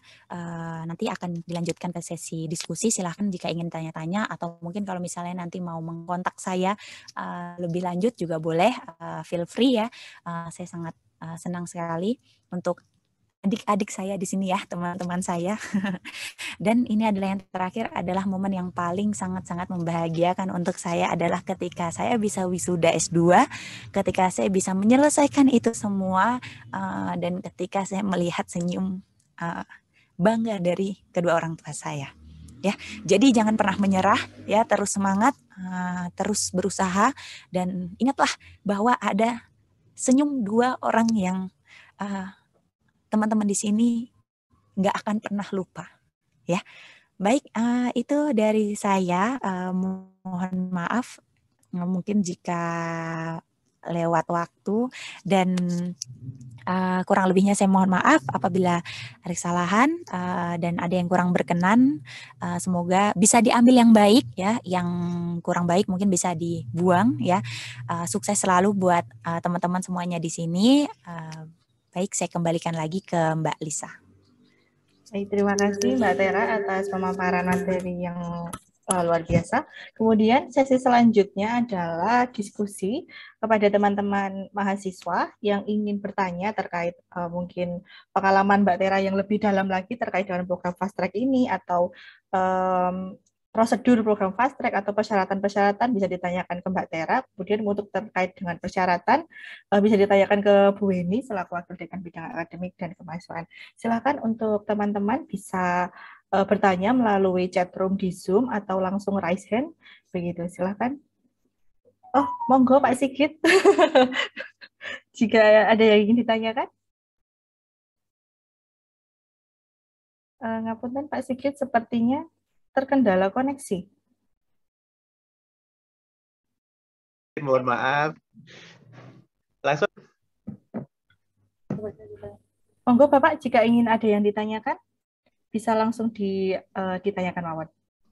Baik, mohon izin sungkem takdim buat Pak Aziz, Pak Dekan, dan Mbak Weni. NIM saya 6857, Mbak Lisa. Jadi siapa? Saya catat untuk poin tambahan. Mohon izin, saya sudah sepuh ini sebetulnya, tapi masih sepuh Pak Aziz. Nah, mohon izin Pak Aziz ya. Saya seangkatan dengan Pak Tri Harjaka, Mbak Lisa. Saat ini anak saya itu sedang masuk semester 2, Mbak Weni, di fitopatologi. Dan saya sangat senang sekali tadi dapat info dari Mas Tri Joko, Kadep HPT ya. Beliau menyampaikan ada sosialisasi program Fast Track ini ya. Dan begitu saya melihat alur yang dipaparkan Mbak Weni, kemudian Mbak Silvatera tadi yang begitu, Masya Allah, saya salut dan apresiasi yang tinggi buat Mbak Silvatera dan seluruh timnya ini ya, Masya Allah. Baik, sedikit Mbak Weni yang mau saya tanyakan ini terkait dengan persyaratan IPK yang memang harus tinggi segitu ya Mbak Weni ya, harus 3,5 ya. Karena saya lihat anak saya ini memang namanya laki-laki ya Mbak ya, kadang-kadang mainnya lebih banyak, IP-nya kalau nggak salah kemarin 3,12 gitu. Apakah masih ada kesempatan untuk mencukupkan sampai semester 6 nanti itu sampai 3,5? Atau andai kata misalkan ini karena ya kurang-kurang dikit lah, tapi rekomendasi yang cukup kuat dari DPA-nya atau gimana gitu ya Mbak Weni ya. Terus kemudian terkait dengan beasiswanya Mbak Weni, ini berarti dalam kaitan membayar UKT ya prinsipnya ya. Itu berarti memang harus lebih banyak membagi waktu seperti Mbak Silvatera tadi ya. Mbak? Manajemen ego ya, kata kuncinya tadi ya. Masya Allah, itu bagus sekali ya. Ya mudah-mudahan kalaupun memang ke depan ada yang disampaikan Pak Dekan tadi, kalau nggak salah ada apa namanya Mbak, pinjaman lunak ya. Mudah-mudahan itu juga jadi membantu ya untuk kita-kita semuanya. Terus kemudian yang pengalaman Mbak Silva Tera ini, apakah dapat beasiswa juga Mbak Silva? Oh ya, baik. Ini langsung saya jawab atau gimana Mbak Lisa? Kan iya atau tidak gitu aja. Oh ya. Atau Bu Weni dulu atau gimana? Kalau memang nanti aja kalau gitu. Saya sedikit aja kalau gitu. Kalau memang dapat beasiswa seperti itu, berarti kan tanggungan Mbak Silva Tera itu kan juga lebih banyak ya, ataupun pekerjaan yang dikerjakan, yang dilakukan, apalagi terkait dengan semester 7-8 itu kan double-double ya, triple ya malah ya. Nah, kalau hal seperti itu, bagaimana sih Mbak Silva ini akan membagi waktu yang sama-sama kita semuanya dapat 24 jam, tapi sebegitunya sehingga semuanya dapat jalan. Apalagi kalau dilihat tadi kegiatannya, subhanallah, kegiatannya pun kayaknya kalau untuk seperti saya ini sehari 50 jam pun nggak cukup kalau kegiatan seperti Mbak Silva tadi ya. Baik, rasanya itu dulu Mbak Lisa. Mudah-mudahan nanti saya dapat memberikan support semangat untuk anak saya. Terima kasih Mbak Lisa, Mbak Weni, Mbak Silva. Assalamualaikum warahmatullahi wabarakatuh. Waalaikumsalam warahmatullahi wabarakatuh. Injil matur nuwun Pak Sigit atas pertanyaan yang diberikan. Yang pertama terkait dengan persyaratan yaitu IPK yang harus didapatkan atau mahasiswanya harus mempunyai IPK minimal 3,5. Ini monggo untuk Bu Weni untuk bisa dijawab pertanyaan dari Pak Sigit. Monggo. Iya baik, matur nuwun Pak Sigit. Iya Pak Sigit. Jadi memang karena sekarang kita sudah menggunakan sistem untuk mendaftar yang secara online tersebut ya Pak. Jadi kalau dulu zamannya Mbak Tera itu seperti yang saya sampaikan itu masih di bawah tangan gitu ya Pak. Masih siri gitu, belum legal gitu nyawanya. Nah itu dulu persyaratannya dulu IPK-nya itu 3,25 Pak dulu zamannya Mbak Tera kalau tidak salah gitu. Sekarang itu di 3,5 dan itu adalah karena UGM itu sekarang sudah mulai menertibkan administrasi, begitu ya Pak. Jadi S2-nya sudah terdaftar langsung dilaporkan ke Dikti dan sebagainya. Memang peraturan dari UGM-nya itu minimal 3,5 Pak. Jadi ini saja kemarin di prodi yang lain begitu nggih. Sekolah pasca sarjana itu 3,75 Pak. Jadi di pertanyaan ini kita ambil batas bawah gitu. Jadi mengambil batas bawah untuk diizinkan kita yang penting tidak menyalahi aturan gitu karena ada peraturan rektornya memang IPK-nya 3,5. Nah, mungkin tidak gitu ya putranya Pak Sigit untuk mengejar sekarang di 3,12 mungkin Pak masih ada kesempatan 4 semester begitu ya. Jadi masih bisa digenjot Pak untuk dapat mendapatkan kesempatan gitu ya Pak untuk melalui program fast track menikah begitu. Jadi masih bisa kalau misalnya nanti di di semester berikutnya itu memang putranya nanti ini ya Pak semangatnya luar biasa karena dosen-dosen fitopatologi itu luar biasa Pak. Saya yakin kalau dititipkan tadi Pak Trijoko gitu nggih anakku pokoknya piye carane itu iso nanti pas wisuda juga dengan pujian gitu kan membahagiakan orang tua luar biasa gitu nggih. Jadi ya nanti titipkan Pak Trijoko Pak untuk dikawal nih putranya biar dapat di gula pentah nih Mbak. Ini kan biasa Pak semester 1 semester 2 itu terkadang mahasiswa mungkin tidak hanya putranya Bapak gitu ya. Ada beberapa yang memang masih mencari ini ya dari SMA terus jadi mahasiswa itu kan karena saya aku dewasa udah punya kebebasan mahasiswa kan gitu ya biasanya ada apalagi putra cowok itu biasanya mencari jati diri, mencari aktivitas-aktivitas baru yang dulu mungkin tidak ditemui pada saat SMA kan gitu ya. Nah, kemudian selanjutnya terkait dengan apa tadi yang Bapak sampaikan terkait dengan beasiswa itu memang iya Pak. Jadi beasiswanya itu nanti diberikan memang mahasiswa tersebut adalah untuk menjadi part-time, tetapi part-time itu hanya 4 jam Pak. Jadi memang hanya 4 jam saja begitu, yang penting hadir 4 jam, kemudian pekerjaannya ya tidak terus kayak pegawai gitu. Nah, itu. Ya, enggak Pak, enggak. Mbak Lisa ini dulu juga part time gitu, sekarang karena posisinya sudah lulus, tidak punya NIM, jadi tidak part-time. Kemudian nanti saat daftar S2 part-time lagi gitu. Hanya 4 jam, Pak. Jadi aman, dan itu menurut saya justru dengan part-time itu connectivity dengan dosen itu jadi dekat, Pak. Itu nanti pasti akan di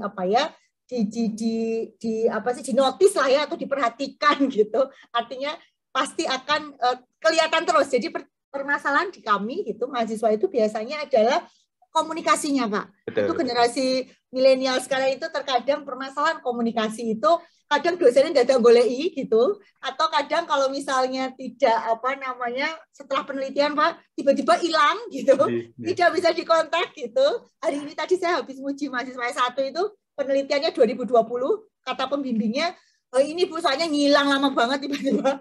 Saya mau ujian gitu. Generasi milenial memang tantangan kami juga, Pak, di fakultas begitu untuk mendampingi anak-anak luar biasa sebenarnya begitu ya mereka. Dan karena sekarang itu kan eranya sudah digital semuanya, Pak. Jadi memang kita juga harus mengikuti, dan itu PR juga di kami gitu ya di fakultas untuk bagaimana caranya membuat mahasiswa ini bebas tapi bertanggung jawab, Pak, gitu ya, karena kita juga ada MPKM gitu. Jadi mungkin itu, Pak, nanti pekerjaannya tidak seperti pegawai, Pak, hanya misalnya kalau membantu untuk di lab ya malah dapat ilmu terkait dengan lab tersebut. Banyak mahasiswa kami yang part-time, Pak. Apalagi di departemennya Pak Trijoko itu luar biasa, banyak yang part-time, terus sebenarnya sudah ada yang diberi beasiswa juga untuk fast track gitu ya, yang lalu-lalu gitu. Jadi insya Allah aman. Kemudian pinjaman lunak iya, jadi Pak Dekan kebetulan sudah berusaha gitu ya untuk mencarikan bagaimana caranya gitu. Karena jujur, Pak, mahasiswa kami yang mendaftar di S2 itu sedikit, Pak.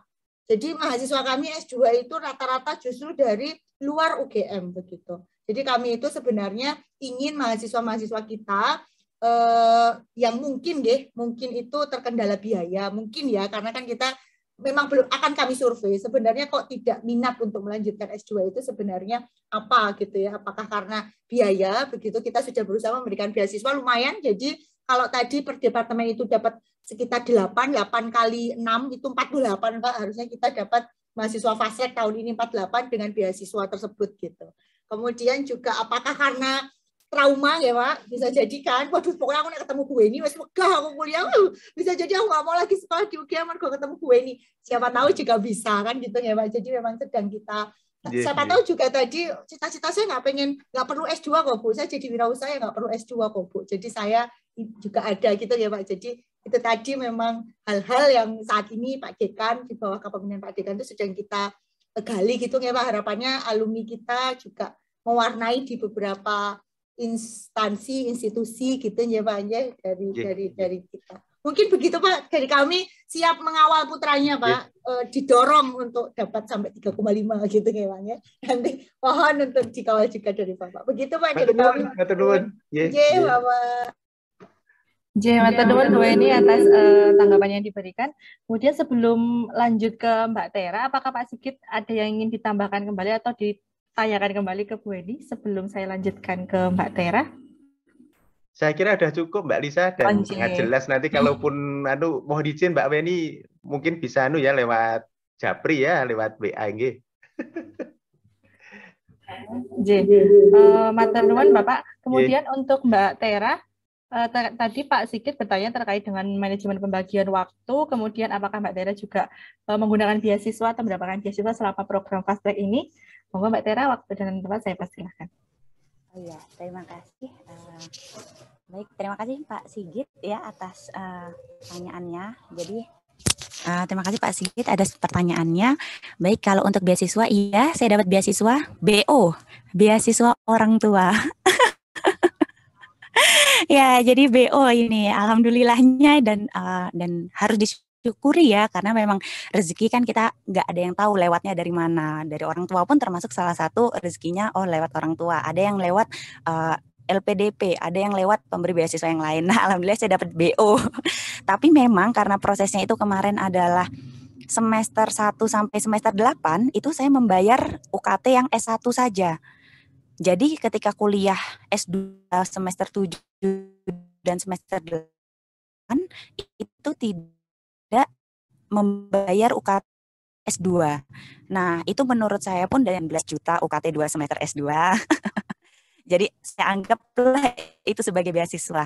Oke, jadi saya bayarnya itu hanya kurang diskon 2 semester lah. Jadi seperti itu. Tapi kalau untuk beasiswa tidak ada, tapi untuk semester selanjutnya saya membayar sendiri untuk yang S2. Terus untuk manajemen waktu ya. Nah ini sebenarnya untuk manajemen waktu pun kalau saya suka flashback, saya masih nggak nyangka ini kok bisa ya kemarin ya, kok bisa seperti ini. Tapi ternyata memang kalau udah niat ya, kalau kita di dalam diri itu niatnya memang udah kuat, ada aja jalan dan ada aja yang pasti lancar kayak gitu. Cuman kalau kemarin saya menerapkan pola itu adalah yang pertama buatlah setiap hari itu senang. Itu hal yang paling menurut saya paling penting sekali karena ketika kita dalam satu hari itu udah ada cemberut, udah ada semerawut, nah kayak gitu nanti akan kebawa dalam satu hari. Jadi diusahakan dalam satu hari itu posisinya bangun pagi itu adalah senang. Nah kalau untuk manajemen waktunya, jadi saya bangun pagi jam dulu sih waktu pas awal-awal kuliah ya tidak pagi ini, tapi ketika ternyata semakin pressure-nya semakin tinggi ya semester 6, 7, 8 itu jam 3 biasanya saya sudah bangun, jam 3 pagi sudah bangun, ibadah, lalu sambil menunggu ibadah selanjutnya saya baca-baca karena ternyata benar membaca di waktu itu di waktu ya antara jam 3 sampai jam 6 pagi itu saya ngerasa lebih masuk, lebih lebih dapet gitu, kayak lebih konsentrasi. Nah itu lalu juga paginya saya kelahan ya bagi waktu, terus siangnya nanti saya melakukan kegiatan-kegiatan lain yang di luar dari perkuliahan, di luar dari penelitian, lalu nanti misalnya siangnya atau sorenya saya ke lab, pokoknya saya kayaknya tidur hanya sehari 4 jam, sehari 4 jam, 5 jam, tapi yang pasti jangan pernah lupa buat makan makanan yang sehat. Saya tidak pernah lupa untuk makan buah, sayuran, menghindari makanan-makanan yang istilahnya kadang kan saya misalnya makan yang terlalu pedas itu nanti bisa di perut nggak enak. Nah karena saya udah tahu itu, berarti saya tidak makan itu. Nah jadi pola hidup pun juga harus tidak hanya pola waktu, tapi pola hidup pun juga harus ikut. Nah jadi kalau manajemen waktunya sebenarnya biasa saja. Jadi dari pagi, siang, sore, malam beraktivitas terus, baru nanti istirahat. Dan istirahat pun kadang memang benar-benar yang tidur berkualitas, bukan yang tidur sebelum tidur main HP dulu, nge-scroll TikTok, YouTube, nah misalnya yang kayak gitu. Jadi kalau tidur ya udah beneran tidur. Dan memang mengurangi yaitu hal-hal yang dianggap kurang urgent. Jadi ya kalau memang tidak perlu ya sudah tidak usah. Dan sebenarnya kegiatan di luar kampus itu yang saya lakukan itu adalah bentuk dari refreshing. Nah jadi teman-teman di sini ya, kalau misalnya memang karena saya bukan tipikal yang juga 100% belajar terus, jadi memang harus refreshing juga. Makanya saya menjadi freelance, lalu saya menjadi lomba-lomba itu adalah bentuk refreshing sebenarnya. Tapi alhamdulillahnya refreshing menghasilkan ya. Jadi alhamdulillah juga bisa beli apa-apa sendiri, bisa ngasih orang tua. Nah hal-hal yang seperti itu yang mungkin teman-teman bisa lebih ditingkatkan itu. Kalau dari saya manajemen waktunya seperti itu Pak. Jadi ya seperti pada umumnya, tapi jam 3 itu biasanya sudah start mulai kegiatan. Lalu tadi, udah seperti itu. Baik, terima kasih Mbak Tera. Mungkin untuk Pak Sigit ada yang ingin ditambahkan lagi? Ada yang saya kira sudah cukup lengkap Mbak Lisa, dan Masya Allah memang semakin apresiasi lah untuk Mbak Silva ya. Kayaknya mudah-mudahan sudah harapan kami sih, anak-anak kami termasuk adik-adik yang saat ini sedang mengikuti acara ini dapat mengikuti jejaknya Mbak Silva ya, mudah-mudahan. Ya, terima kasih Mbak Lisa semuanya. Untuk Pak Sigit dan Mbak Tera. Kemudian untuk teman-teman yang lain, apakah ada yang ingin ditanyakan? Mungkin bisa bertanya terkait pengalaman lebih lanjut dari Mbak Tera, atau bagaimana cara Mbak Tera komunikasi dengan dosen pembimbing skripsinya maupun dosen pembimbing S2-nya. Mohon izin Mbak Tera, untuk dosen pembimbing skripsi dan S2-nya Siapa Ji? Kalau boleh Oh iya. tahu. Oh iya, saya pembimbing skripsi itu Prof. Didik Indradewa, yang tesisnya itu Prof. Didik Indradewa dan Bu Sri Nuryani. Oh iya, nah ini juga penting sekali ya. Jadi gimana membangun chemistry dengan dosen ya. Jadi karena ketika saya pun sudah sekarang menjadi dosen ya, jadi saya merasakan oh ternyata membangun chemistry dengan mahasiswa, terus melihat mahasiswa yang rajin, melihat mahasiswa yang tidak hilang ya, itu beda feel-nya ternyata. Ya mungkin Bu Weni itu udah ahli lah ya, mungkin pengalaman sudah banyak, dan saya karena saya baru 1 tahun ini mengajar, walaupun memang saya masih 25 tahun dan mahasiswanya juga 22 tahun, 21 tahun. Jadi kan nggak terlalu jaraknya nggak terlalu jauh, tapi kerasa ternyata ya. Oh ternyata dosen itu kalau bagi saya ya seneng ya kalau ternyata rajin terus berhubungan baik. Nah itu bagaimanalah membangun chemistry, karena setiap orang pasti kan beda ya, nggak mungkin kayak dosen saya ke dosen A dengan misalnya Mbak Lisa ke dosen A itu sama perlakuannya, itu kan nggak mungkin. Jadi yang tahu adalah dalam diri kita sendiri. Jadi bukan terus kita nanya mungkin menanya itu hanya sebagai referensi, tapi itu nanti dikembalikan lagi ke diri kita. Sebenarnya kita itu tipikal yang seperti apa ya ketika berkomunikasi, kita itu tipikal yang seperti apa ya ketika kita itu mengayomi atau bagaimana kita menjalin silaturahmi itu seperti apa. Nah itu silahkan tanya lagi ke dalam diri masing-masing. Oke, terima satu kasih, lagi ini Mbak Lisa, kadang tuh ada yang kayak gini biasanya mahasiswa, ini dosennya enak, ini dosennya nggak enak. Wah sebenarnya hal-hal seperti itu kan relatif ya, belum tentu yang misalnya dibilang nggak enak itu terus lulusnya lama, yang enak itu kan sangat-sangat bukan sebagai patokan juga ya sebenarnya. Nah seperti itu. Terima kasih Mbak Lisa. Baik, terima kasih Mbak Tera. Kemudian untuk teman-teman yang lain, apakah ada yang ingin ditanyakan lagi? Berhubung waktunya masih ada 5 menit untuk sesi diskusi kita, mungkin bisa melalui raise hand atau dengan melalui chat room di Zoom bisa. Silakan untuk teman-teman yang ingin bertanya lebih lanjut lagi, saya persilakan.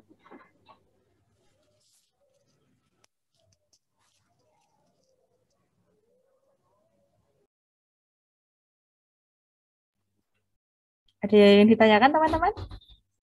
Atau lagi another meeting mungkin ya? Atau sudah sangat jelas dari apa yang dipaparkan oleh Mbak Tera dan Bu Weni tadi? Oke, jika tidak ada yang ditanyakan Mbak Tera, mohon maaf Mbak Tera, ini karena Bu Weni sedang ada yang raise hand Mbak Lisa? Yang raise hand. Oke, dia Putri Novita, silahkan bisa langsung diutarakan apa yang ingin ditanyakan, silahkan untuk dia. Oke, baik, terima kasih Mbak Lisa. Tapi sebelumnya mohon maaf saya belum bisa open cam karena di sini sedang hujan gitu ya. Sama di sini juga. Oke, silakan ya. Ya, terima kasih Mbak. Mungkin saya lebih mau tanya terkait pelaksanaan programnya kepada Bu Weni seperti itu Mbak.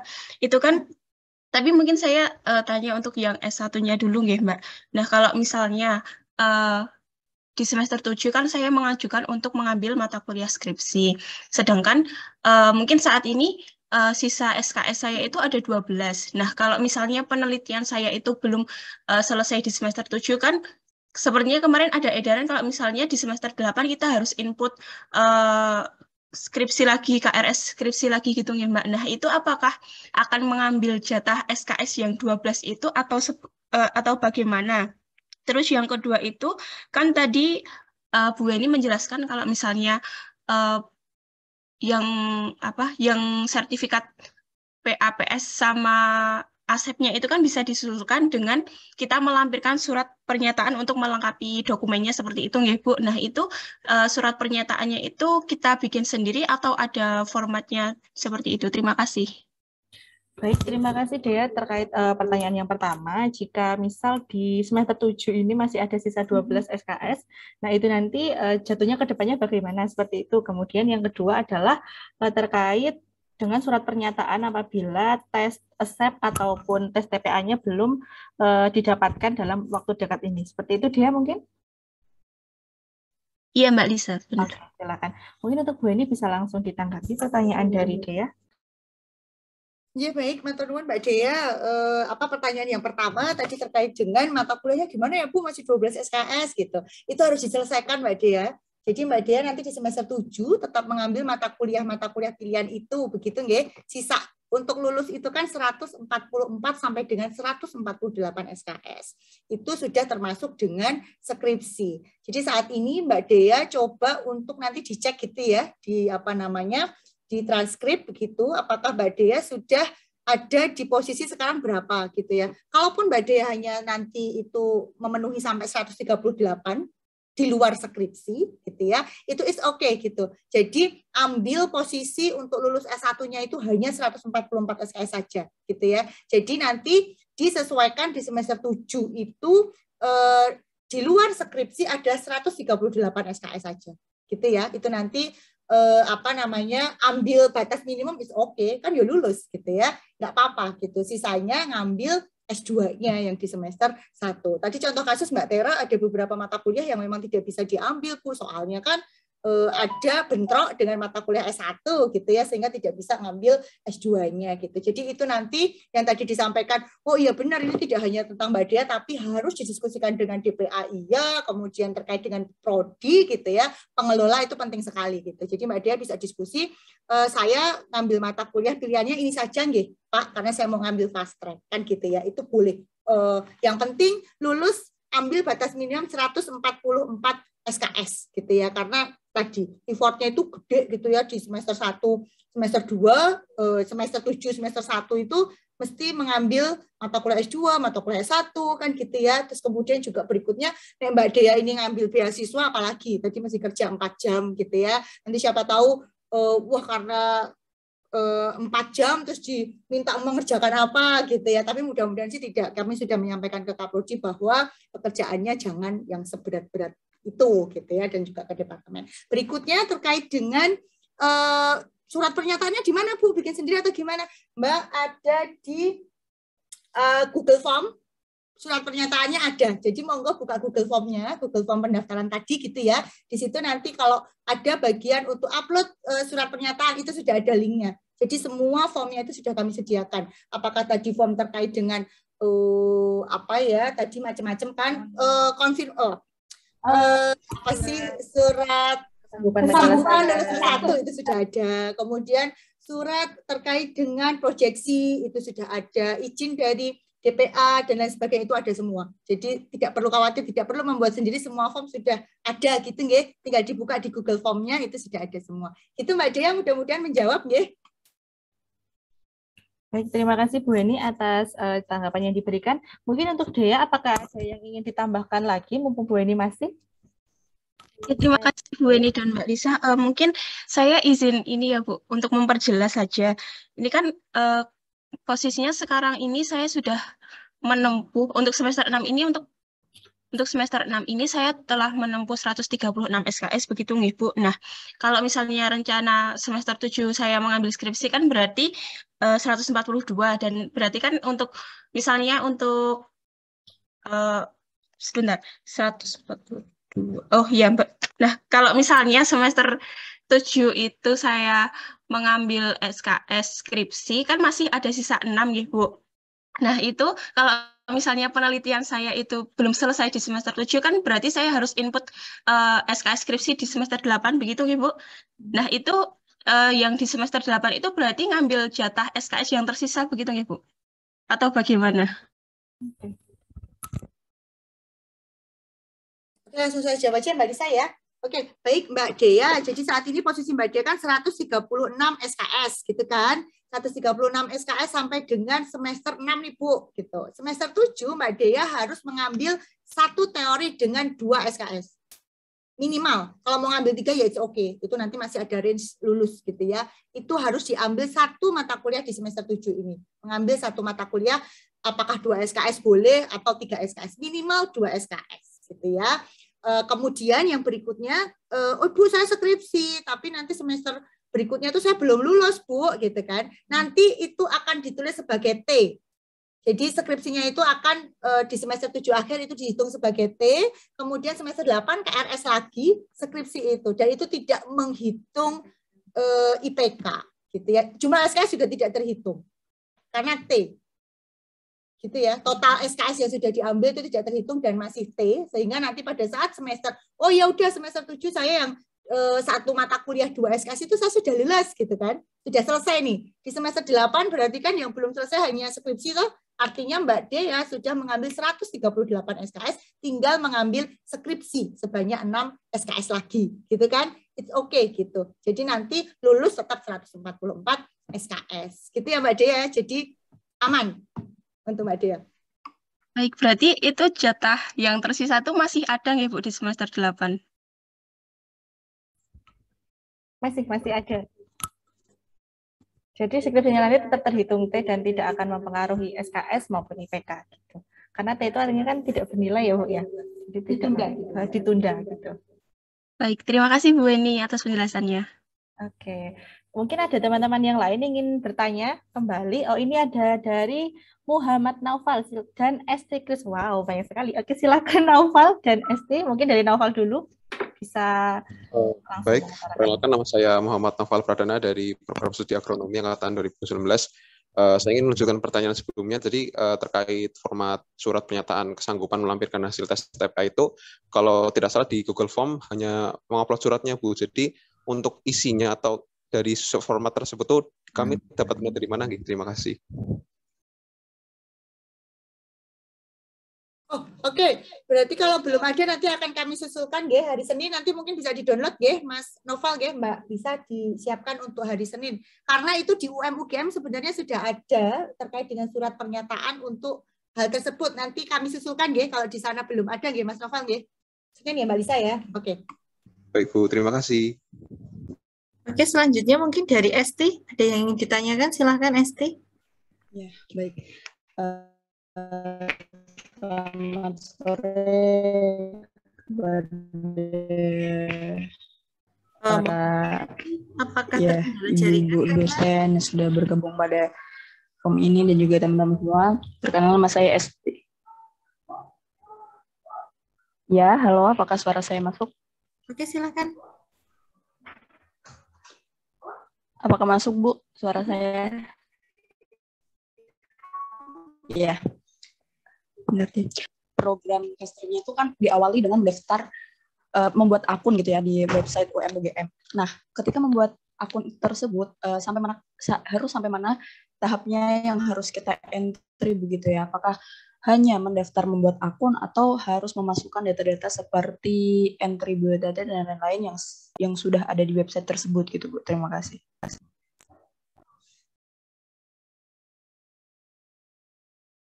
Oke, baik, langsung saya jawab ya Mbak Lisa ya. Ya Bu Esti, jadi nanti Bu Esti nggih, kalau tidak salah nggih, mudah-mudahan saya tidak salah, ini bukan mahasiswa sepertinya. Jadi nanti kalau ini mahasiswa ya Mbak Esti gitu. Yang saya Bu.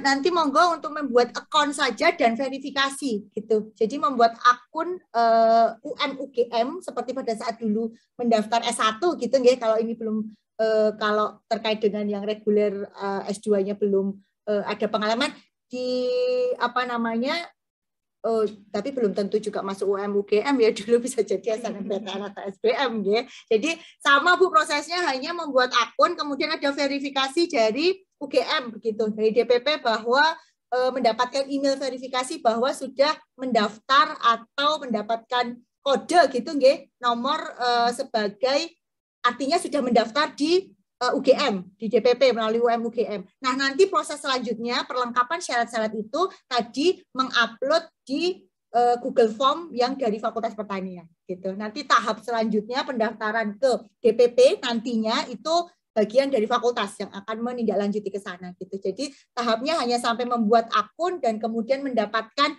verifikasinya. Begitu Bu Esti atau Mbak Esti gitu gitu. Mudah-mudahan menjawab. Ya baik Bu Eni, terima kasih. Terima kasih. Mohon maaf, ini Bu Esti atau Mbak Esti aja? Mbak Esti, saya kebetulan mahasiswa bimbingannya Bu Eni.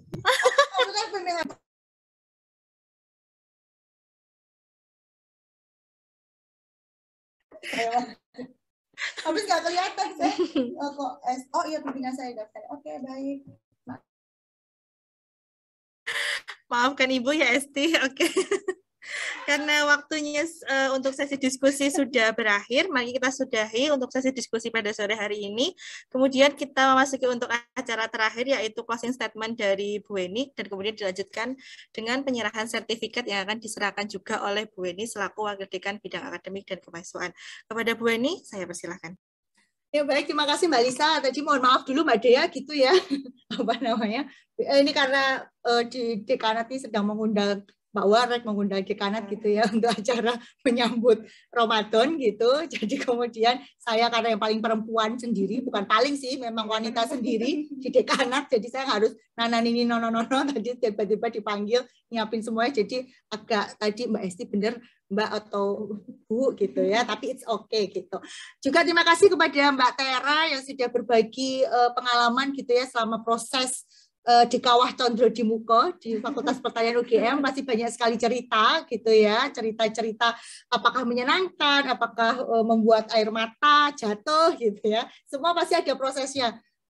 Tapi itu dinikmati prosesnya gitu ya, tidak akan ada yang sia-sia, saya percaya itu. Jadi semua itu pasti proses itu tuh tidak ada yang sia-sia gitu ya. Jadi dinikmati saja, hasil itu pasti mengikuti karena kita punya Allah kan gitu ya. Jadi terima kasih teman-teman semuanya. Saya yakin yang di sini tadi mahasiswa-mahasiswa yang memang ingin bergabung gitu ya, dan mahasiswa-mahasiswa kebanggaan Fakultas Pertanian UGM gitu ya. Nanti mudah-mudahan program fast track-nya itu juga lancar gitu. Kalau ada kendala apapun kapan aja boleh menghubungi WA Akademik atau layanan virtual kami gitu ya.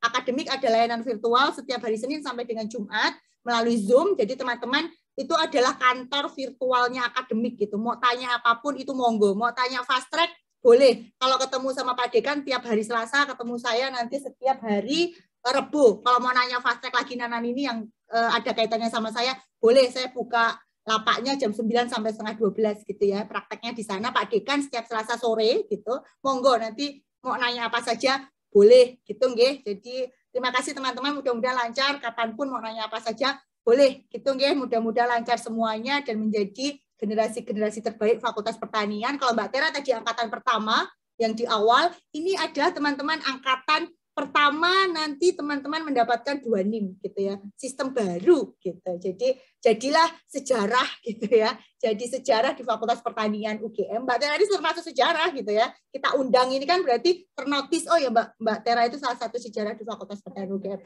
Jadikan tinggalkan jejak baik gitu ya di Fakultas Pertanian, jadi sejarah gitu, jadi alumni yang luar biasa kan gitu ya. Terima kasih sekali lagi. Mungkin untuk Mbak Tera ini ada sedikit gitu ya dari kami, monggo untuk dapat diterima apa namanya sertifikat gitu ya, nanti akan kami kirimkan meskipun apa namanya ini baru bisa diserahkan secara virtual gitu ya Mbak Tera ya. Terima kasih banyak, monggo untuk dapat diterima dengan baik. Mudah-mudahan Mbak Tera tidak kapok untuk berbagi sharing dengan teman-teman di Fakultas Pertanian UGM. Gitu nggih Mbak Tera. Matur nuwun, monggo bisa diterima. Ya, terima kasih Bu Weni. Terima kasih juga Pak Jaka dan Mbak Tera masih mute. Oh iya, udah belum? Ada suaranya Mbak Tera. Cek. Oh ya, terima kasih Bu Weni. Terima kasih juga untuk Pak Jaka dan Pak Aziz serta teman-teman semuanya di sini. Fast track angkatan pertama. Ya, oke, terima kasih ya semuanya teman-teman yang sudah berkumpul pada sore hari ini. Salam sehat selalu bagi yang merayakan besok akan menjalankan ibadah puasa. Selamat menjalankan ibadah puasa. Mohon maaf lahir dan batin. Begitu nggih. Saya kembalikan kepada Mbak Lisa. Wassalamualaikum warahmatullahi wabarakatuh. Warahmatullahi wabarakatuh. Baik, terima kasih kepada Bu Weni yang telah memberikan closing statement, dan terima kasih juga kepada Mbak Tera yang sudah berbagi pengalaman terkait program fast track ini, fast track 1 untuk Mbak Tera. Kemudian tidak terasa kita sudah berada di penghujung acara untuk sosialisasi program fast track pada sore hari ini. Saya selaku MC memohon maaf apabila ada kata-kata yang kurang berkenan untuk adik-adik semua dan untuk teman-teman semua, dan semoga bisa memberikan gambaran terkait program fast track di Fakultas Pertanian. Saya pamit undur diri. Wassalamualaikum warahmatullahi wabarakatuh. Selamat sore. Terima kasih teman-teman.